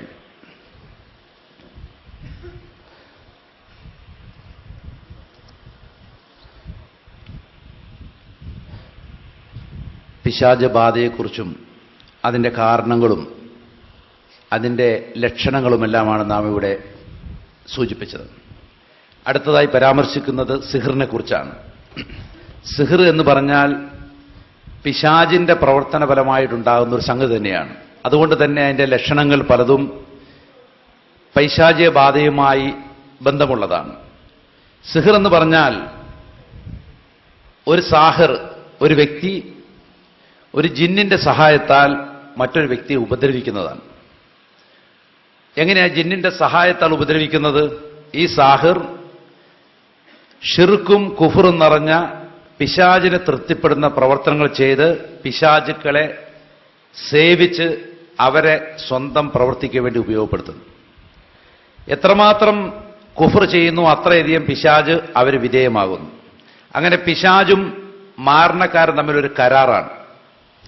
അങ്ങനെ കരാറിൽ ഏർപ്പെട്ട് കഴിഞ്ഞാൽ ഈ പിശാചും അവന്റെ അനുയായികളുമായിട്ടുള്ളവർ ഈ സാഹിറിനെ സഹായിക്കുന്നു. അതുകൊണ്ട് സാഹിർ കൽപ്പിക്കുന്നതെന്തോ അത് അവൻ അനുസരിക്കുന്നു. ആ പിശാച് ആവശ്യപ്പെടുന്ന കാര്യം സാഹിർ നിർവഹിച്ചു കൊടുക്കുന്നു. ഇപ്രകാരം അള്ളാഹുവിനോട് എതിര് ചെയ്യുന്ന കൂട്ടുകാരായി ഈ സാഹിറും ഷെയ്ത്താനും പ്രവർത്തിക്കുകയാണ്. ഇനി ഇതിന്റെ എങ്ങനെയാണ് ചെയ്തതെന്ന് ചോദിച്ചാൽ നമുക്കറിയാം. സൂറത്ത് ബഖറയിലെ 102-ാമത്തെ വചനത്തിൽ അള്ളാഹു പറയുന്നു, ഒത്തബഉമാ തത്തുൽ ഷയാത്തീനു അലാ മുൽക്കി സുലൈമാൻ ഒമാ കഫറ സുലൈമാനു വലാകിന്ന ഷയാത്തീന കഫറു യുഅല്ലിമൂന അന്നാസ സിഹർ. പിശാചുക്കളാണ് സിഹർ പഠിപ്പിക്കുന്നത്. അപ്പൊ സിഹർ എന്ന് പറഞ്ഞൊരു പ്രവർത്തനമുണ്ട്, അത് പിശാചുക്കളാണ് പഠിപ്പിക്കുന്നത്. അങ്ങനെ ആ സാഹിറന്മാര് പിന്നീട് തലമുറയായിട്ട് ഇങ്ങനെ ഈ പ്രവൃത്തി തുടർന്നു പോരുന്നു. അതിൽ കെട്ടുകളുണ്ട്, മന്ത്രങ്ങളുണ്ട്, സംസാരിക്കുകയോ എഴുതുകയോ ചെയ്യുന്ന ചില വചനങ്ങളുണ്ട്, അല്ലെ ചില പ്രവർത്തനങ്ങളുണ്ട്. അത് സിഹർ ബാധിതന്റെ ശരീരത്തിലും ബുദ്ധിയിലും ഹൃദയത്തിലും എല്ലാം ബലം ചെയ്യും. സിഹറിന് യാഥാർത്ഥ്യമുണ്ട്, അതിൽ കൊല്ലപ്പെടുത്തുന്നതുണ്ട്, രോഗിയാക്കുന്നതുണ്ട്, ഭാര്യ ഭർത്തൃ ബന്ധം വേർപെടുത്തുന്നതുണ്ട്, മറ്റ് സുഹൃത്ത് ബന്ധം വേർപെടുത്തുന്നതുണ്ട്. അതുപോലെ അതായത് രണ്ടുപേരെ, ചിലപ്പോ മാതാപിതാക്കളെ അല്ലെ സന്താനങ്ങളെ, സുഹൃത്തുക്കളെ, കച്ചവടത്തിലെ കൂട്ടുകച്ചവടം ചെയ്തവരെ ഇവരെല്ലാം വേർപെടുത്തുന്ന, അങ്ങനെ പല തരത്തിലുള്ള ജനങ്ങളെ ഒരാളെ മറ്റൊരാളുമായി വേർപെടുത്തുന്ന സിഹറുണ്ട്. ഇനി ഇണക്കുന്ന സിഹറുണ്ട്, സിഹറുൽ മുഹബ്ബ എന്ന് പറയും, സ്നേഹമുണ്ടാക്കുന്ന. പ്രത്യേകിച്ച് ഇപ്പോ ഭർത്താവ് വേറൊരു കല്യാണം കഴിക്കുമെന്നൊക്കെ ഭാര്യയ്ക്ക് സംശയം തോന്നിയാൽ അവർ സാഹറന്മാരെ പോയി കണ്ടിട്ട് ഭർത്താവിന് സ്നേഹം ഉണ്ടാകാനുള്ള സിഹർ ചെയ്യുന്നു, സിഹറുൽ മുഹബ്ബ. സിഹർ കുഫറാണ്, അത് പഠിക്കുന്നതും കുഫറാണ്, അത് ചെയ്യിപ്പിക്കുന്നതും കുഫറിന് കൂട്ടുനിൽക്കലാണ്. അതുകൊണ്ട് സത്യവിശ്വാസം നിഷിദ്ധമാണ്. എന്നാൽ പലപ്പോഴും ആളുകൾക്ക് ഈ കാര്യം മനസ്സിലാകാതെ അവർ ഈ വൻപാപം ചെയ്യുന്നു. ചിലപ്പോ ഉദാഹരണമായിട്ട് മരുമകൾ വന്ന ശേഷം ഉമ്മക്ക് സ്ഥാനം നഷ്ടപ്പെട്ടു, വീട്ടിൽ ഉമ്മക്ക് വിഷമം, ഉമ്മ മന്ത്രവാദിയുടെ അടുത്ത് പോകുന്നു മരുമകളെ ഒതുക്കാൻ, അല്ലെങ്കിൽ മരുമകളെ അകത്താൻ, അങ്ങനെ മകനെയും മരുമകളെയും വേർപെടുത്തുന്ന പ്രവൃത്തി. ഇതെല്ലാം നമ്മുടെ സമൂഹത്തിൽ സാധാരണയായിട്ട് നടക്കുന്നതാണ്. അതിൽ പലതരത്തിലുണ്ട്. ഭ്രാന്തുണ്ടാക്കുന്ന സിഹർ, രോഗമുണ്ടാക്കുന്ന സിഹർ, രക്തവാർച്ച ഉണ്ടാക്കുന്ന സിഹർ, വിവാഹം മുടക്കുന്ന സിഹർ, അങ്ങനെ ഒരുപാട് സിഹർ ഇനങ്ങളുണ്ട്. ഞാനതൊന്നും പരിപൂർണമായിട്ട് ഇപ്പോൾ പരാമർശിക്കാൻ സമയപരിമിതിയുള്ളതുകൊണ്ടാണ്. ഇനി പക്ഷേ ഇവിടെ പരാമർശിക്കുന്ന സംഗതി നമ്മുടെ ആളുകളുടെ ഇടയിൽ ഇതിനെക്കുറിച്ചുള്ള വിശ്വാസം എന്തായിരുന്നു ചോദിച്ചാൽ, ഗൾഫ് സലഫിസവും മുജാഹിദ് പ്രസ്ഥാനം എന്ന പുസ്തകത്തിലെ അതിന്റെ ഗ്രന്ഥകർത്താവ് എഴുതുകയാണ്, ഈജിപ്തിലെ നവോത്ഥാന നായകനായ ഷെയ്ഖ് മുഹമ്മദ് അബ്ദുവിനെ പോലുള്ളവർ സിഹർ ഒരു തട്ടിപ്പും വഞ്ചനയും മാത്രമാണെന്നും അതുകൊണ്ട് ഒരാളെ ഉപദ്രവിക്കാൻ സാധ്യമല്ലെന്നും അഭിപ്രായപ്പെട്ടു. കേരളത്തിലെ ഇസ്ലാഹി പ്രസ്ഥാന പണ്ഡിതരിലും ഈ അഭിപ്രായക്കാർ ധാരാളമുണ്ട്. സാധാരണക്കാരായ മുജാഹിദുകൾ സിഹറിനെ ഒട്ടും ഭയപ്പെടാത്തവരാണ്. സിഹർ തന്നെ ഒരു പ്രശ്നമല്ലാത്ത രീതിയിലാണ്. എന്നാൽ ഇവിടെ 2002 CM മൗലവി എഴുതിയ ആഭിചാര കഥകൾ എന്ന ലേഖനത്തിൽ, ഷബാബ് എന്ന ലേഖനത്തിൽ അദ്ദേഹം സിഹറിനെ നിശിതമായി വിമർശിക്കുകയാണ്. കപട തന്ത്രങ്ങളെയും ആകത്തുകയായ സിഹറിനെ സാധൂകരിക്കുവാൻ മുസ്ലിം ലോകത്തിൽ ശ്രമം നടന്നിട്ടുണ്ടെല്ലാം സിഹർ യാഥാർത്ഥ്യമല്ല എന്ന് തെളിയിക്കുവാനാണ് അദ്ദേഹം ശ്രമിക്കുന്നത്. എന്നാൽ അമാന മൗലവി എഴുതിയ ഖുർആൻ പരിഭാഷ നമുക്ക് കാണാൻ സാധിക്കും, സിഹറിന് യാഥാർത്ഥ്യമില്ല, ഗുണമായോ ദോഷമായോ ഉള്ള ഏതെങ്കിലും ബലമുണ്ടാക്കുന്ന ഒരു തരത്തിൽ സിഹറുമില്ല, കേവലം മനുഷ്യരെ പകിട്ടാക്കുന്ന ചില ചെപ്പടി വിദ്യകൾക്ക് മാത്രമുള്ള പേരാണ് സിഹർ എന്നിങ്ങനെ ചില അഭിപ്രായങ്ങൾ മുമ്പും ഇപ്പോഴുമുണ്ട്.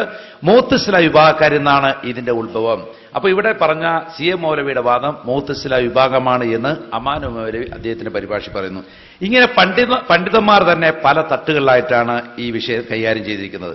എത്രമാത്രം എന്ന് വെച്ചാൽ, സിഹർ യാഥാർത്ഥ്യമോ എന്ന ഈ പുസ്തകത്തിൽ അതിന്റെ അവസാനം കൊണ്ട് എത്തിച്ചിരിക്കുന്ന സംഗതി CM മൗലവി എഴുതിയ പുസ്തകത്തിൽ അദ്ദേഹം അവസാനം എത്തിക്കുകയാണ്. അതുകൊണ്ട് സിഹിർ കേവലം തന്ത്രവും സാമാന്യ ജനത്തെ വിശ്വസിപ്പിച്ചും ഭയപ്പെടുത്തിയും അവരെ ചൂഷണം ചെയ്യാൻ പുരോഹിതരും പണിയാളുകളും കൊണ്ടുനടക്കുന്ന കപടതന്ത്രം മാത്രമാണെന്നും യുക്തിസഹമായി സമർത്ഥിച്ചവരാണ് അബൂ ജാഫർ, അബൂബക്കർ റാസി, ഇബ്നു ഹസം, ഷെയ്ഖ് മുഹമ്മദ് അബ്ദു, ഇമാം മറാഖി, സയ്യിദ് കുത്തുബ് തുടങ്ങിയ ഒരു പറ്റം പണ്ഡിതന്മാർ എന്ന് കാണാം എന്ന് പറഞ്ഞത് അവസാനിപ്പിക്കുകയാണ്. അപ്പൊ സിഹിർ യാഥാർത്ഥ്യമല്ല തെളിയിക്കാനായിട്ട് ഈ പുസ്തകം എഴുതിയിരിക്കുന്നത്. എന്നാൽ അദ്ദേഹം തന്നെ ഈ പുസ്തകത്തിൽ തന്നെ പറയുന്നുണ്ട്, ആ പുസ്തകത്തിന്റെ 36ാമത്തെ പേജിൽ ഇസ്ലാമിൽ രൂപപ്പെട്ട ഒരു പ്രബല കക്ഷിയാണ് മുഅ്തസില. അവർ ഖദരിയാക്കൾ എന്ന പേരിൽ അറിയപ്പെടാറുണ്ട്.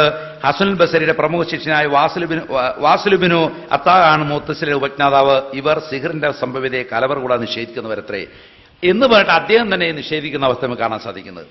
എന്നാൽ നിങ്ങൾക്ക് പരിശോധിച്ച കാണാൻ സാധിക്കും ബുഹാരി മുസ്ലിം പരിഭാഷ CP സലാഹുദ്ദീൻ സലാഹി എഴുതിയ ബുഹാരി മുസ്ലിം സംയുക്ത പരിഭാഷയുടെ 1ാം വോളിയത്തിന്റെ 60ാമത്തെ പേജിൽ മഹാപാപങ്ങളെക്കുറിച്ച് പരാമർശിക്കുന്നത് അദ്ദേഹം സിഹിർ എന്ന് അറബിയിൽ കൊടുത്തിട്ടുണ്ടെങ്കിൽ അതിന്റെ തർജ്ജമയിൽ സിഹിർ അർത്ഥം കൊടുത്തില്ല.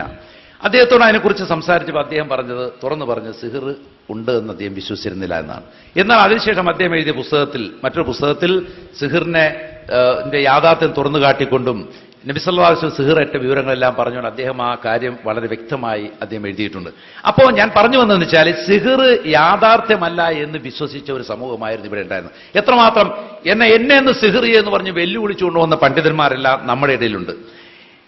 വാസ്തവത്തിൽ ഇവിടെ ഒരാൾ സിഹിർ നിഷേധിച്ചാൽ എന്ത് സംഭവിക്കും എന്ന കാര്യം കൂടി നിങ്ങൾ മനസ്സിലാക്കുക. സിഹിർ നിഷേധിച്ചാൽ, ആരെങ്കിലും സിഹിർ നിഷേധിച്ചാൽ ഫമൻ കദ്ദബ ബിദാലിക ഫഹുവ കാഫിർ, അവൻ കാഫിറാണ് എന്ന് വ്യക്തമായും പണ്ഡിതന്മാർ ഖുർത്തുബി അദ്ദേഹത്തിന്റെ ഷറഹ് ഖുർത്തുബി അലാ സഹീഹ് മുസ്ലിം 6ാമത്തെ വോളിയം 6ാം പേജിൽ പറഞ്ഞിരിക്കുകയാണ്.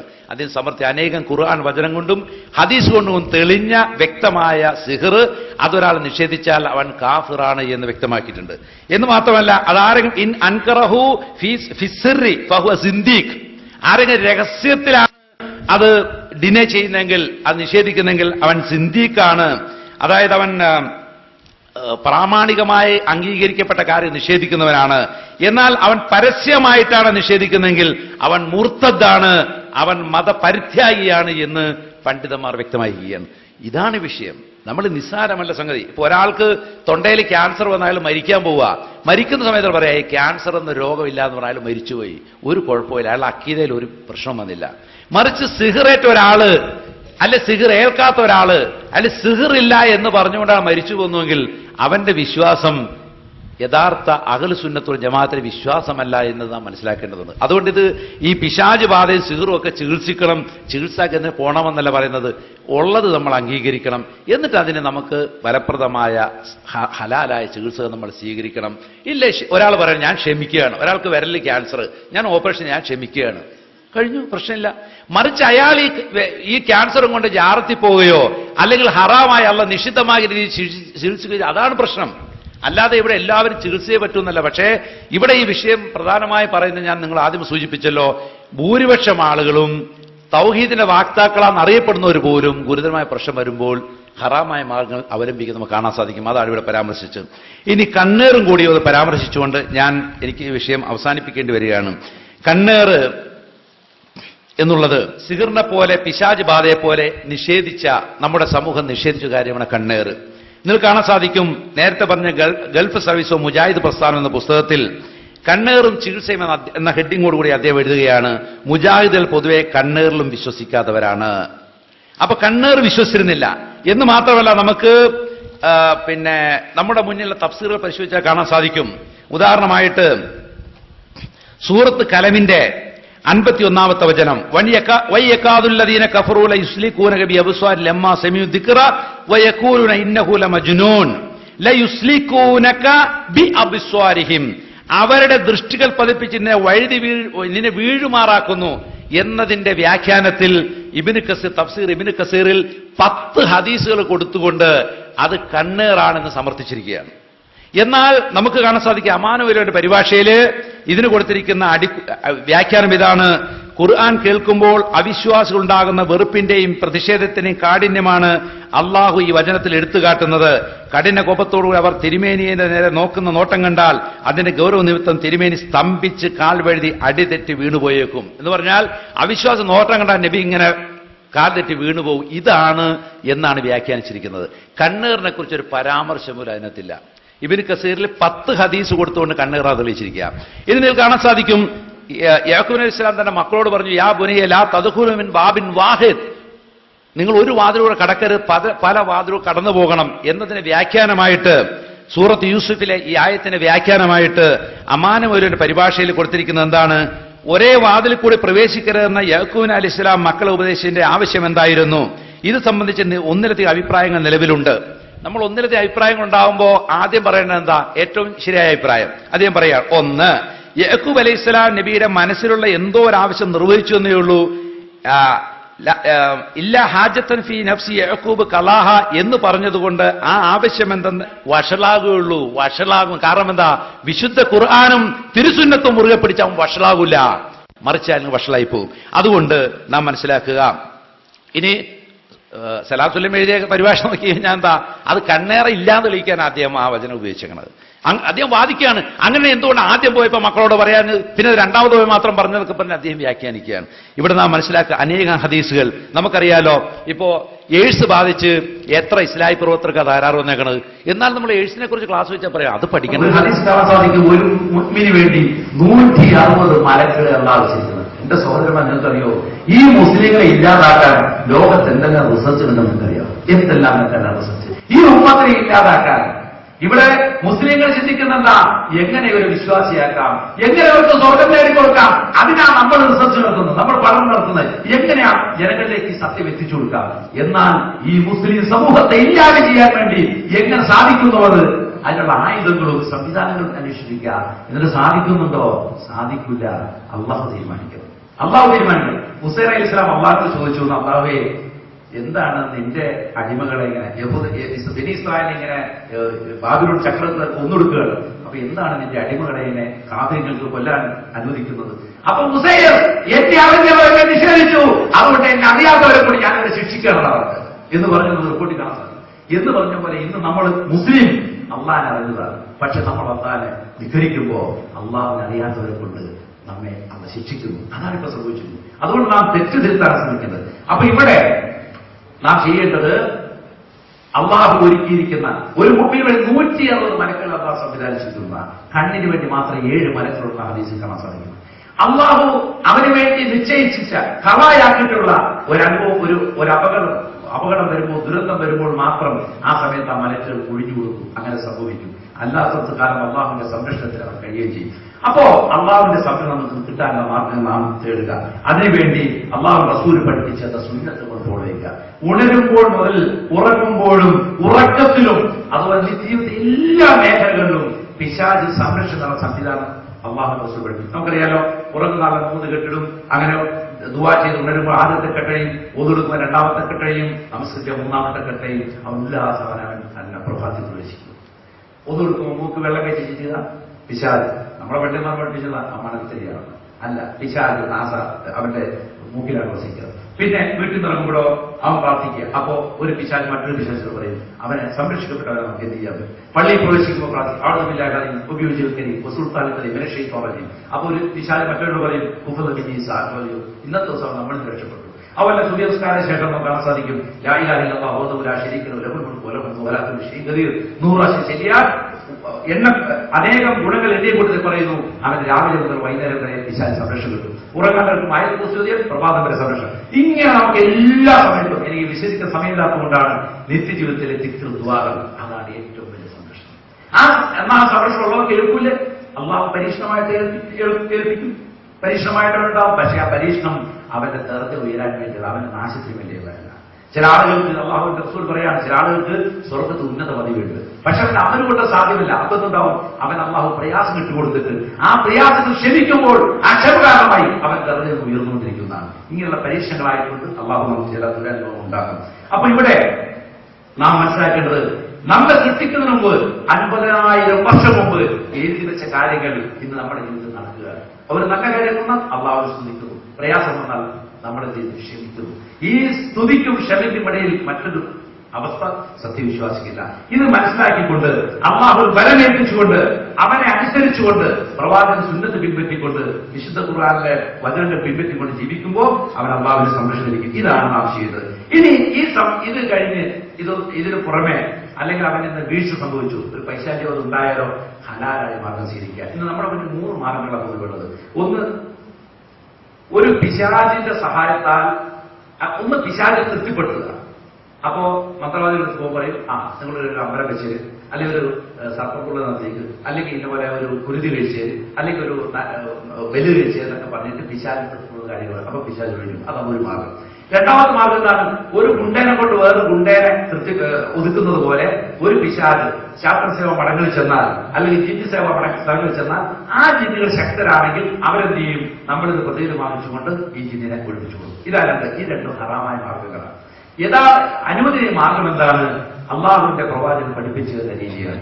വിശുദ്ധ ഖുർആനിലെ വചനങ്ങൾ, അള്ളാഹുവിന്റെ അസ്മാഉൽ സിഫാത്ത് കൊണ്ട്, അതുപോലെ വിശുദ്ധ റസൂലുള്ളാഹിന്റെ സുന്നത്തിൽ വന്ന സഹീഹായ ദിക്ർ ദുആകൾ കൊണ്ട് നമ്മൾ മന്ത്രിക്കുക. അതുപോലെ തന്നെ അതോടൊപ്പം തന്നെ പ്രത്യേകിച്ചും സിഹറിനെ സംബന്ധിച്ചോളം പഴയ സിഹറാണെങ്കിൽ ഈ മന്ത്രങ്ങൾ പുറമെ ചില അറബി ചികിത്സകൾ വേണ്ടി വരും. ഈ നമ്മളിപ്പോ നാടൻ കൂടുതലാണ് അറബി ചികിത്സ തന്നെ പറയുന്നത്. മറിച്ച് അറബികളിൽ നിലനിൽക്കുന്ന ചില രീതികളുണ്ട്. ഉദാഹരണമായിട്ട് അതിൽപ്പെട്ടതാണ് കൊമ്പ് വെക്കുക, ഹിജാമ എന്ന് പറയുന്നത്. അതൊരു തീ കൊണ്ട് ചൂടാക്കിയ ചികിത്സ. ആ ചികിത്സ അള്ളാഹു റസൂൽ പറഞ്ഞു, എന്റെ ഉമ്മത്തിന് ഞാൻ ഇഷ്ടപ്പെടുന്നില്ല, നിരോധിച്ചിരിക്കുന്നു. അതുകൊണ്ട് കൊമ്പുവെക്കൽ അനുവദനീയമാണ്. അതുപോലെ തന്നെ ചില പച്ചമരുന്നുകൾ ഉപയോഗിച്ചുള്ള ചികിത്സ. ഫത്തുൽ ബാരിയുടെ ഒന്ന് പ്രത്യേക അധ്യായത്തിൽ കാണാൻ സാധിക്കും ഈ നാടൻ ചികിത്സയെ കുറിച്ച്. നമ്മൾ പറയുന്ന ആദിവാസി ചികിത്സ എന്നൊക്കെ പറഞ്ഞതുപോലെ തന്നെ അറബികളിൽ നിലനിന്ന ചില ചികിത്സകൾ. അപ്പൊ ഈ ചികിത്സകളും ഇതോടൊപ്പം തന്നെ വിശുദ്ധ ഖുർആൻ ആയത്ത് ഓതിയ ഒരു കോഴിയിൽ അതിനകത്ത് വേദന ഭാഗത്ത് തടവുക, അല്ലെങ്കിൽ പിന്നെ അതുപോലെ തന്നെ വിശുദ്ധ ഖുർആൻ ഈ ആയത്ത് ഓതിയിട്ട് അത് കുടിക്കുക. ചില അഭിപ്രായ വ്യത്യാസം, ചില ആളുകൾ വേണ്ടാന്ന് പറയുന്നു, ചില ആളുകൾ അനുവദനീയമാകുന്നു. ഓക്കെ, അങ്ങനത്തെ ഒഴിവാക്കി നമുക്ക് അഭിപ്രായ വ്യത്യാസം മാറ്റി നിർത്താം. അതല്ലാതെ തന്നെ ഇപ്പൊ വിശുദ്ധ ഖുർആനിലെ വചനങ്ങളോ അള്ളാഹുവിന്റെ നാമവിശേഷണങ്ങളോ അല്ലെങ്കിൽ സഹിയായി വന്ന ദുആകളോ ദിക്റുകളോ ചെയ്ത് പ്രാർത്ഥിക്കുന്നത് കുഴപ്പമില്ലല്ലോ, അത് ചെയ്യാം. അപ്പൊ നമുക്ക് ഒരു കാര്യത്തിൽ സംശയമുള്ള കാര്യങ്ങൾ സ്വീകരിക്കേണ്ട, സംശയമില്ലാത്ത ഹലാലായ കാര്യങ്ങൾ സ്വീകരിക്കുക. നമ്മളൊക്കെ അള്ളാഹു റസൂലിന്റെ അടുത്ത് വന്ന് പറഞ്ഞു, ഞങ്ങൾ മന്ത്രിക്കാറുണ്ടായിരുന്നു എന്ന് ചോദിച്ചപ്പോൾ അള്ളാഹു റസൂൽ പറഞ്ഞു, ആ മന്ത്രം എന്നെ കാണിക്കൂ. മന്ത്രത്തെ കുറിച്ച് പറഞ്ഞു, ഇത് വിരോധമില്ല. അപ്പൊ എന്ന് പറഞ്ഞാൽ ജാഹിലിയ കാലത്തെ മന്ത്രം പോലും ശിർക്കില്ല എങ്കിൽ അള്ളാഹു റസൂൽ അനുവദിച്ചിട്ടുണ്ടെന്ന് നമുക്ക് കാണാൻ സാധിക്കും. അപ്പോ ഈ തരത്തിൽ നമ്മൾ ഇത് സംഭവിക്കാതെ സൂക്ഷിക്കുക. സംഭവിച്ചു കഴിഞ്ഞാൽ ഹലാലായ മാർഗത്തിൽ കൂടെ അതിന് നമ്മൾ ചെയ്യും. അത് ഏറ്റവും നല്ല എന്താണ്? അവനവൻ തന്നെ ചികിത്സിക്കുക എന്നുള്ളതാണ്. മറ്റൊരാളെ സഹായം കൂടാതെ തന്നെ മറ്റൊരാളെ ആശ്രയിക്കുന്നത് അവന്റെ തഖ്വയിലുള്ള തവക്കുലുള്ള കുറവാണ്. അതുകൊണ്ടാണ് ആ സ്വർഗത്തിൽ വിചാരണ കൂടാതെ കിടക്കുന്ന 70,000 ആളുകൾ പെടാത്തത് കൊണ്ടാണ് മറ്റൊരാളോട് പ്രാർത്ഥന പിന്നെ മന്ത്രത്തിന് വേണ്ടി നമ്മൾ സമീപിച്ചു കഴിഞ്ഞാൽ. ഇനി കണ്ണേറിനെ കുറിച്ച് ഒരു ചെറിയ പരാമർശം കൂടെ വേണം. കാരണം എന്താ വെച്ചാൽ കണ്ണേറെ സംബന്ധിച്ചോളം 2 തരത്തിലാണ് അതിന്റെ ചികിത്സ. ഒന്ന്, കണ്ണേർ തട്ടി, അതായത് ഡെഡ്ലി എന്ന് പറഞ്ഞാൽ മാരകമായി കണ്ണീർ തട്ടി ആൾ മരിച്ചുപോയി, അല്ലെ ബിൽഡിംഗ് തകർന്നു, വാഹനം തകർന്നു, ഒന്നും ചെയ്യാനില്ല, അതിന് ചികിത്സ ചെയ്യാനില്ല. എന്നാൽ മാരകമല്ലാത്ത കണ്ണീർ അത് തടയാൻ എങ്ങനെയാണ്? ഒന്ന്, നമുക്ക് അത്ഭുതമുള്ള എന്തെങ്കിലും കണ്ടു കഴിഞ്ഞാൽ അപ്പൊ തന്നെ എന്ത് ചെയ്യുക? മാഷാ അല്ലാഹ്, അല്ലെ തബാറകല്ലാഹ്, അല്ലെ ബാറകല്ലാഹി, ബാറകല്ലാഹി എന്ന് പറഞ്ഞ് ബർക്കത്തിന് വേണ്ടിയിട്ട് നമ്മൾ പ്രാർത്ഥിക്കും. അതാണ് അല്ലാഹു റസൂൽ പറഞ്ഞത്. അല്ലാഹു റസൂലിന്റെ അടുത്ത് കണ്ണീർ തട്ടിയ ഒരാളെ കുറിച്ച് പറഞ്ഞപ്പോൾ എന്താ ചോദിച്ചത്? നിനക്ക് ബർക്കത്തിന് വേണ്ടി പ്രാർത്ഥിക്കാതില്ലേ എന്ന് ചോദിച്ചു. അപ്പൊ ബർക്കത്തിന് പറയാം. അതെങ്ങനെ വേണം? നമ്മൾ അത്ഭുതപ്പെട്ടിട്ടല്ല. കണ്ണീർ എന്ന് പറഞ്ഞാൽ ആശ്ചര്യത്തോടുകൂടി, അത്ഭുതത്തോടുകൂടി, അസിയോട് കൂടിയിട്ട് ഒരു കാര്യത്തിൽ നോക്കുന്നതിലൂടെ ആ നോട്ടത്തോടെ എഴുതുന്ന ഒരു പ്രശ്നമാണ്, പ്രയാസമാണ്. അതാണ് കണ്ണീർ. അപ്പൊ അതുകൊണ്ട് നമുക്കൊരു ആശ്ചര്യമുള്ളതെന്ന് തോന്നിക്കഴിഞ്ഞാൽ നല്ല സൗന്ദര്യമുള്ള ഒരു കുട്ടിയേക്കുള്ളൂ, അല്ലെങ്കിൽ നല്ല കുലച്ചു കിടക്കുന്ന വാഴ തോപ്പ് കെട്ട്, ഇങ്ങനെ എന്താ തോന്നുന്നു? പെട്ടെന്ന് നമ്മുടെ ഉള്ളിൽ നിന്ന് പൊട്ടിപ്പുറപ്പെടണം. മാഷാ അല്ലാഹ്, തബാറകല്ലാഹ്. അതിങ്ങനെ വരണം. നമ്മുടെ ആഗ്രഹം പുറത്തു വരുന്നതിന് മുമ്പ് അത് മുൻകിടക്കണം. അപ്പൊ ചിലപ്പോൾ പറഞ്ഞിരുന്ന കുഴപ്പം, നാളെ അള്ളാഹുവിന്റെ കോടതിയിൽ ചിലപ്പോൾ ഇതിനായിരിക്കും നമ്മൾ ഒരുപാട് ശിക്ഷിക്കപ്പെടുക. ആർക്കും ദുരന്തമുണ്ടാക്കിയാൽ അത് നമ്മുടെ കണ്ണീർ മൂലമാണെങ്കിൽ നാം അത് വിചാരണ ചെയ്യപ്പെടുമെന്ന് നാം മനസ്സിലാക്കേണ്ടതുണ്ട്. ഇനി കണ്ണീർ തട്ടി ആളെ നമുക്കറിയാം. കാരണം എന്താണ്? ഉച്ചക്ക് കൊച്ചിന് ഭക്ഷണം ഇങ്ങനെ നല്ല കുറുക്കി ഇങ്ങനെ കോരി ഇങ്ങനെ കൊടുത്തു, കുട്ടി ഇങ്ങനെ കുടിച്ചോണ്ടിയ സമയത്താണ് അയൽവക്കത്തെ ആ സ്ത്രീയോടെ വന്നത്. കൊച്ചു കണ്ടു, വൈകുന്നേരം പോയി കൊച്ചു ഒന്നും കഴിക്കുന്നില്ല, ഒരു സാധനം വേണ്ട, ഭക്ഷണം കഴിക്കാൻ പറ്റുമോ? അപ്പൊ നമുക്ക് സംശയം അവരാണോ? അപ്പൊ എന്താ പറഞ്ഞത്? അപ്പൊ അതിനു വേണ്ടിയിട്ട് ചെയ്യേണ്ടതെന്ന് പറഞ്ഞാൽ അവരോട് കുളിക്കാൻ പറയണമെന്ന. അള്ളാഹുവിന്റെ റസൂലിന്റെ അടുത്ത് ഇങ്ങനെ ഒരു സിഗരറ്റ് വിവരം എന്ന് പറഞ്ഞു. അബൂ സാലിബിൻ ഹനീഫ് കുളിച്ചോണ്ടിരുന്നപ്പോ ആമർ റളിയല്ലാഹു കണ്ടു. ഇപ്പൊ നല്ല സൗന്ദര്യമുള്ള തൊലി എന്ന് പറഞ്ഞു ആള് വീണു, തല വെക്കുന്നില്ല. റസൂലുള്ളാഹിന്റെ അടുത്ത് വന്ന് പറഞ്ഞു. റസൂലുള്ളാഹിന്റെ അടുത്ത് വന്ന് പറഞ്ഞപ്പോ ആരെന്ന് ചോദിച്ചെന്ന് അറിയോ? ഹൽ തത്റഹിമൂലഹു അഹദ, അയാളെ സംബന്ധിച്ച് ആരുടെ സംശയമുണ്ടോ? അപ്പൊ പറഞ്ഞു സാഹിബ് പറഞ്ഞു അമറുടെ എനിക്ക് സംശയമുണ്ട്. അപ്പോൾ ഞാൻ വിളിക്കാൻ പറഞ്ഞു, വിളിച്ചു വരുത്തി. റസൂലുള്ളാഹി ദേഷ്യപ്പെട്ട് ചോദിച്ചു, അലാമ യഖ്തുലു അഹദുക്കും അഹാർ, നീ തന്റെ സഹോദരനെ കൊല്ലാൻ നോക്കുന്നതെന്നാ ചോദിച്ചത്. അല്ല ബർക്കത്ത, അതിനുവേണ്ടി പ്രാർത്ഥിച്ചുകൂടായിരുന്നോ? അവന്റെ ബർക്കത്തിന് വേണ്ടി പ്രാർത്ഥിച്ചില്ല, പോയി കുളിക്കുന്നു. അവർക്ക് എന്ത് സംശയമുണ്ടാ? വേഗം കുളിച്ച് വെള്ളം കൊണ്ടു കൊടുത്തു. നമ്മുടെ നേതാക്കന്മാരെ കുളിക്കാൻ പറഞ്ഞാൽ അവർക്ക് എന്ത് കുളിയായിട്ട് പോകണം. ഇപ്പൊ ഞാൻ ഒന്നും ചെയ്യാതെ ഇപ്പൊ ഒരു കുളി, മയ്യത്ത് കുളിയാണോ ജനാപത്ത് കുളി, ഏത് കുളിയാണെന്ന് മനസ്സിലാവില്ല. ഞാൻ തമാശ പറഞ്ഞ നിങ്ങൾ ചോദിച്ചു നോക്കൂ, എന്ത് കുളി എങ്ങനെ കുളിക്കണം ചോദിച്ചു നോക്കൂ. ഹദീസിൽ വന്ന കാര്യമാണ്. കുളിക്കാൻ പറഞ്ഞവരുടെ സാധനം പെട്ടെന്ന് കുളിച്ചു കൊടുത്തു. ഇത് നമ്മുടെ ആൾക്കാർക്ക് അറിയില്ല എന്താ കുളിയെന്ന്. അപ്പൊ എന്താണ് കണ്ണേറിയാണ് തട്ടിയെന്ന് പറഞ്ഞാൽ കുളിക്കാൻ കുളിച്ചു കൊടുത്തോളാം റസൂലുള്ളാഹിയുടെ കൽപ്പന. എന്റെ അടുത്ത് പറയാണ് കുളിച്ചു തരണം. പിന്നെ ചോദിക്കാൻ പാടില്ല എന്തിനാണ് കുളിച്ചാൽ വെള്ളം കൊണ്ടുവരുന്നത. എങ്ങനെ കുളിക്കേണ്ടത് ഷോർട്ടായിട്ട് പറയാം. ഇവിടെ അദ്ദേഹം കൂടുതലായിട്ട് വിശദീകരിക്കും. ഒതു കൊടുക്കുന്ന പോലെ കൈയും മുഖമൊക്കെ കഴുകി, കൈമുട്ട് വരെ കഴുകി, ഒരു പാത്രം വലിയൊരു പാത്രത്തിലാണ് ചെയ്യുന്നത്. അതിനകത്ത് കയറി നിന്ന് കാലിന് മുട്ടുവരെ കഴുകുക. എന്നിട്ട് നമ്മുടെ അടിവ് വസ്ത്രം ഉണ്ടല്ലോ, നമ്മൾ ഉള്ളിൽ വെക്കുന്ന അടിവസ്ത്രം, അതിൽ നമ്മുടെ ശരീരത്തോട് ചേർന്ന് നിൽക്കുന്ന ആ ഭാഗമുണ്ടല്ലോ, ഇലാസ്റ്റിക്കോ ഏതോ പോലെയുള്ള ഭാഗങ്ങൾ കെട്ടിയത്, ആ ഭാഗം കഴുകിയ വെള്ളം ഒഴിച്ചിട്ട് ആ വെള്ളം കൊണ്ടു പുറത്തൊഴിക്കണം. ആ നിമിഷം അദ്ദേഹം എഴുന്നേറ്റ് പോയിരുന്ന അപ്പമാണ്. ഇതാണ് എന്റെ ചികിത്സ. ഇത് ഹദീസ് ഗ്രന്ഥങ്ങളിലുള്ളതാണ്. പക്ഷെ നമ്മളിതൊന്നും പഠിച്ചിട്ടില്ല. ഇത്രയും കാലമായിട്ട് നമ്മളിതൊന്നും പഠിച്ചിട്ടില്ല. അപ്പൊ ഇതാണ് എന്ത് സംഭവിച്ച ശേഷം ആളെ തിരിഞ്ഞത് ഞാൻ ചുരുക്കി പറഞ്ഞു. ഇനി ആളെ നമുക്കറിയില്ല, പക്ഷെ കണ്ണുകളാണ് സംശയമുണ്ട്. അപ്പൊ എന്ത് ചെയ്യും? ദിക്ർ ദുആകൾ ചികിത്സിക്കുക. ഹദീസിൽ വന്ന ഒരുപാട് ദുആകളുണ്ട്. അഊദു ബികലിമാത്തില്ലാഹി താമ്മാത്തി മിൻ ശർരി മാ ഖലഖ്, അഊദു ബികലിമാത്തില്ലാഹി താമ്മാത്തി മിൻ കുല്ലി ശൈത്താനിൻ വഹാമ വമിൻ കുല്ലി ഐൻ ലാമ. ഇങ്ങനെയുള്ള ഒരുപാട് ദുആകളുണ്ട്. ഇതൊന്നും ഇപ്പൊ വിശദീകരിക്കാൻ സമയമില്ല. നമുക്ക് ചില പ്രാർത്ഥന എന്ന് പറഞ്ഞ ബുക്കുകൾ, അല്ലെങ്കിൽ പിന്നെ ആ ജിന്ന സീർ എന്ന് പറഞ്ഞ പുസ്തകത്തിലേക്ക് ഇതിനെക്കുറിച്ച് വിശദീകരിച്ചിട്ടുണ്ട്. ഇതുപോലെ പ്രാർത്ഥന ചൊല്ലിയിട്ട് മന്ത്രിക്കുക. അതുപോലെ തന്നെ കൈ ഇങ്ങനെ നിവർത്തി വെച്ചിട്ട് അതിലെ ഫാത്തിഹ, ആയത്തുൽ കുർസി, ഖുൽ ഹുവല്ലാഹു അഹദ്, ഖുൽ അഊദു ബിറബ്ബിൽ ഫലഖ്, ഖുൽ റബ്ബിൻ നാസ് ഇങ്ങനെ ഊതിയിട്ട് നമ്മുടെ ശരീരം കൊണ്ട് തടവുക. കൊച്ചുകുട്ടിയാണെങ്കിൽ ഓതിയിട്ട് ശരീരം തടവി കൊടുക്കുക. ഇങ്ങനെ ചെയ്താൽ ഇനി ഒരു മരത്തിന് നിങ്ങൾക്ക് തോന്നി ആ മരത്തിന് കായലുണ്ടായിരുന്നു, ആരോ കണ്ണു തട്ടിയ കായലിൽ പോയി, ഈ വെള്ളത്തിൽ ഒഴിച്ചിട്ട് ആ മരത്തിൽ ഒഴിച്ചിട്ട് അതിന്റെ ചുവട്ടിലോ, അല്ലെ മരത്തിൽ ചെറിയ മരമാണ് അതിന്റെ മുകളിൽ ഒഴിച്ചിട്ടുക. ഇങ്ങനെയെല്ലാം ചെയ്ത് ഒരു ജീവിക്ക് ചെയ്യുന്ന പോലെ തന്നെ ആ മരത്തിന് ചെയ്യാം. ഇതുപോലെ അനുവദനീയമായ അതിന് പകരം ഉപ്പും മുളകും കൂടെ ഇങ്ങനെ ഒഴിച്ചിട്ട് അട്ടത്തിൽ ഇടുക. മുഖത്ത് കവളത്തൊരു വലിയ വട്ടം കറുപ്പ് ഇത് കുത്തുക, അല്ലെങ്കിൽ ഒരു എന്തിനും കൊമ്പോ നഖോ കഴുത്തെ കെട്ടിത്തൂക്കുക. ഇതൊന്നും ഹറാമായി ഒരുപാട് മാർഗങ്ങളാണ് നമ്മൾ സമൂഹം സ്വീകരിക്കുന്നത്. ഇതൊന്നും സ്വീകരിക്കാൻ പാടില്ല. അതുകൊണ്ട് നമ്മൾ ഹലാൽ ഹറാമം തിരിച്ചറിഞ്ഞിട്ട് അള്ളാഹു വെച്ച സംഭവങ്ങളാണിതല്ല, ഇതെല്ലാം നമ്മുടെ സമൂഹത്തിലുള്ളതാണ്. ഈ കാര്യങ്ങൾ നമ്മൾ പഠിച്ചിട്ട് അത് നമ്മുടെ ജീവിതത്തിൽ നമ്മൾ പ്രാവർത്തികമാക്കുക. സഹോദരന്മാർ, ഞാനിവിടെ അവസാനിപ്പിക്കുകയാണ്. അദ്ദേഹം തുടർന്ന് ഇതിന്റെ മറ്റു വശങ്ങളെക്കുറിച്ച് ചർച്ച ചെയ്യും. എല്ലാവരും ശ്രദ്ധിക്കുകയും സംശയമുള്ള കാര്യങ്ങൾ നിങ്ങൾ ചോദിക്കുക. ഒരിക്കൽ കൂടി ഞാൻ ആവർത്തിക്കുകയാണ്, ഈ വിഷയങ്ങൾ പണ്ഡിതന്മാർ കൈകാര്യം ചെയ്യുന്ന വിഷയങ്ങളാണ്. അവർ ഇതിൽ നിന്ന് പിന്നിട്ട് നിൽക്കുന്നതുകൊണ്ടാണ് പണ്ഡിതന്മാരല്ലാത്ത ആളുകൾ നിങ്ങളോട് ചർച്ച ചെയ്യേണ്ടി വരുന്നത് എന്നുകൂടെ അറിയിച്ചുകൊണ്ട് ഞാൻ വാക്കുകൾ തൽക്കാലം നമ്മൾ സംഭവം പറയണം. അത് ഈന്തപ്പനയുടെ കൊല വലിച്ചു വെച്ച സമയത്ത് ആ പെൺകുട്ടി താഴത്തേക്ക് വീണു. അദ്ദേഹം സഹോദരി കൂടെ ചെയ്യുന്നത്. അങ്ങനെ താഴത്തേക്ക് വീണ് കഴിഞ്ഞപ്പോൾ പിന്നീട് ഇടക്കിടക്ക് ഈ സ്ത്രീ പെൺകുട്ടിക്ക് അപസ്മാരം ഉണ്ടാവും. അങ്ങനെ ഒരു പ്രാവശ്യം ഉണ്ടായപ്പോ ആ കുട്ടിയെ നാളോട് സംസാരിച്ചു, നിങ്ങളുടെ ഈന്തപ്പന കൊല വലിച്ചു കിട്ടിയപ്പോൾ എന്റെ ദേഹത്താണ് വീണത്, അതുകൊണ്ടാണ് എനിക്ക് ഉപദ്രവിക്കുന്നത് പറഞ്ഞു. പിന്നീട് ഒരു ഇടക്കത്തിൽ ആ കുട്ടി മരിച്ചുപോയി ചെയ്തു. ഈ സംഭവം അദ്ദേഹത്തിന്റെ പുസ്തകത്തിൽ എഴുതിയിരുന്ന കാര്യമാണ്. ഇത് പറഞ്ഞ ശേഷം ഞാൻ പറഞ്ഞു, നമ്മളിപ്പോ തേങ്ങ ഇടുന്നത് നമ്മൾ കാണുന്നില്ലല്ലോ, എന്തൊരു വാക്കാണ് അവർ പറഞ്ഞത്. അല്ലാതെ തേങ്ങ ഇട്ടാൽ ചിന്നിന്റെ പുറത്ത് വീഴുന്നോ? നമ്മൾ ഇതുപോലെ ഇപ്പൊ നമ്മുടെ ഇവിടെ ഈന്തപ്പന പല ഉദാഹരണം പറയാനില്ല. എത്രയോ ഞാൻ ജോലി ചെയ്യുന്ന മെഡിക്കൽ ഹോസ്പിറ്റലിൽ കാഷ്വാലിറ്റി ഞാൻ തന്നെ അഡ്മിറ്റ് ചെയ്തിട്ടുണ്ട്. തേങ്ങ ഇട്ട സമയത്ത് തലയിട്ട് മോട്ടോർ സൈക്കിളിൽ പോകുന്ന സമയത്ത് പുറയിലിരുന്ന ആളുടെ തലയിൽ തേങ്ങ വീണ സംഭവങ്ങൾ, ഇതുകൊണ്ട് ഒരുപാട് സംഭവങ്ങൾ ആക്സിഡന്റ് സംഭവിക്കാം. ഇപ്പൊ എന്റെ കയ്യിൽ തന്നെ ഞാൻ വെച്ചിരിക്കുന്ന കുറെ നോട്ട്സ് ഉണ്ട്. അതിന് ഒരെണ്ണം മാത്രം ഞാൻ വായിക്കാൻ സമയത്തിന്റെ അസൗകര്യമുണ്ട്.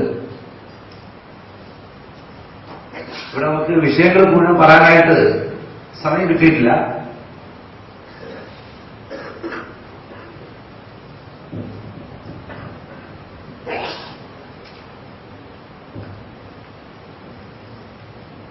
ഒരു ന്യൂസ് പേപ്പറിൽ വന്ന വാർത്തയാണ്. അതായത് ഡിസംബർ 28, 2010 ഡിസംബർ 7 ഗൾഫ് മാധ്യമത്തിൽ വന്ന ഒരു വാർത്ത. ഒന്നതാണ്, മുലപ്പാൽ ശ്വാസകോശത്തിൽ കയറി കുഞ്ഞു മരിച്ചു. പാലോട് മുലപ്പാൽ കുടിക്കുന്നതിനിടെ ശ്വാസകോശത്തിൽ കയറി പിഞ്ചു കുഞ്ഞു മരിച്ചു. ആളുടെ പേരൊക്കെ പറയുന്നത്. അപ്പൊ ഇത് കണ്ടിട്ട് അയ്യോ മുലപ്പാൽ കുടിച്ചു കാര്യം മരിച്ചു, ശ്വാസകോശത്തിൽ കയറും എന്ന് പറഞ്ഞിട്ട് ഏതെങ്കിലും കുഞ്ഞിന് മുലപ്പാൽ കൊടുക്കുന്നത് പത്രത്തിൽ വാർത്ത ഉണ്ടായിരുന്നു. മുലപ്പാൽ കുടിച്ചാൽ കുഞ്ഞു മരിച്ചു എന്ന് പറഞ്ഞു. അതുകൊണ്ട് മുലപ്പാൽ ഇനി കൊടുത്തിരുന്ന ആരും പറയാറുണ്ടോ? അടുത്ത് നോക്കിയാൽ അനസ്തീഷ്യ തുറന്ന് രോഗി മരിച്ചു. അതേ പേപ്പർ തന്നെയാണ്. അപ്പൊ അനസ്തീഷ്യ കൊടുത്ത് എത്രയോ ഓപ്പറേഷൻ ചെയ്ത് നടത്തും, എത്രയോ ആശുപത്രികളിൽ. അതുകൊണ്ട് അനസ്തീഷ്യ കൊടുത്ത ആൾ മരിച്ചു. ഇതൊക്കെ എക്സെപ്ഷനായി സംഭവിക്കുന്ന കാര്യമാണ്.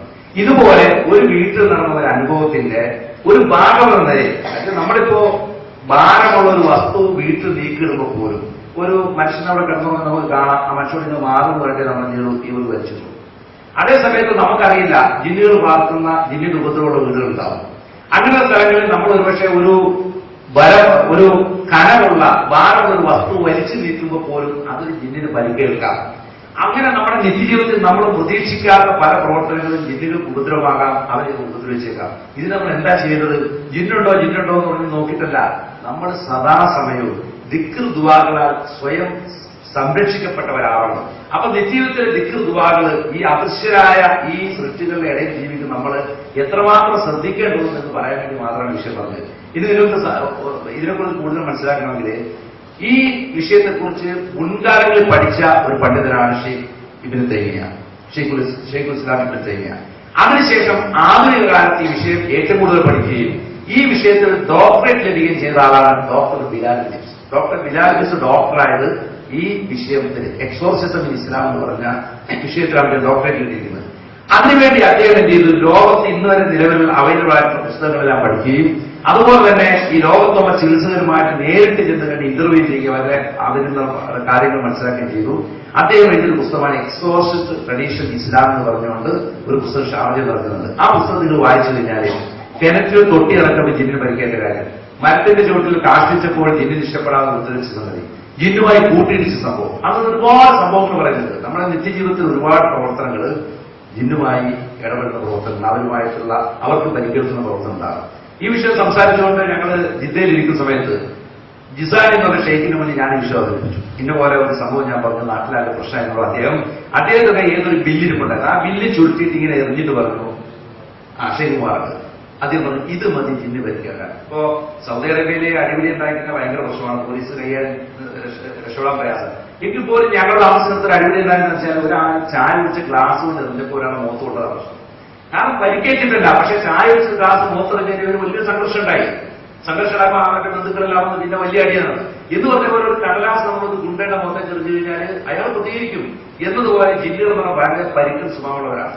അതുകൊണ്ട് അവരോട് ചെയ്ത ചെറിയ പ്രവർത്തനങ്ങൾ പോലും ശക്തമായ രീതിയിൽ അത് പ്രതികരിക്കാൻ ഇടയുണ്ട് എന്നതാണ് അദ്ദേഹം പറഞ്ഞൊരു കാര്യം. അപ്പൊ ഇതെല്ലാം അനുഭവത്തിൽ പഠിച്ചത്. ഇപ്പോ ഒരു ഷെയ്ഖിന്റെ പുസ്തകത്തില് അദ്ദേഹം പിശാചിനെ രക്ഷപ്പെടാനുള്ള കാരണങ്ങളായി പറഞ്ഞിരിക്കുന്നത് പിന്നെ ഉയരത്തിൽ ചാടുന്ന ബിസ്മിയിലാണ്, ഇരുട്ടിലും മുറിക്കുന്ന ബിസ്മിയിലാണ്, എന്തെങ്കിലും ഭാരമുള്ള ഏതെങ്കിലും ബിസ്മിയിൽ, അങ്ങനെ ഒരുപാട് പേർക്ക് പ്രൊട്ടക്ഷൻ അദ്ദേഹം. ഇതൊക്കെ എന്നാൽ ചികിത്സയിൽ നിന്നുള്ള അനുഭവത്തിന്റെ അടിസ്ഥാനത്തിൽ അദ്ദേഹം പറഞ്ഞ കാര്യമാണ്.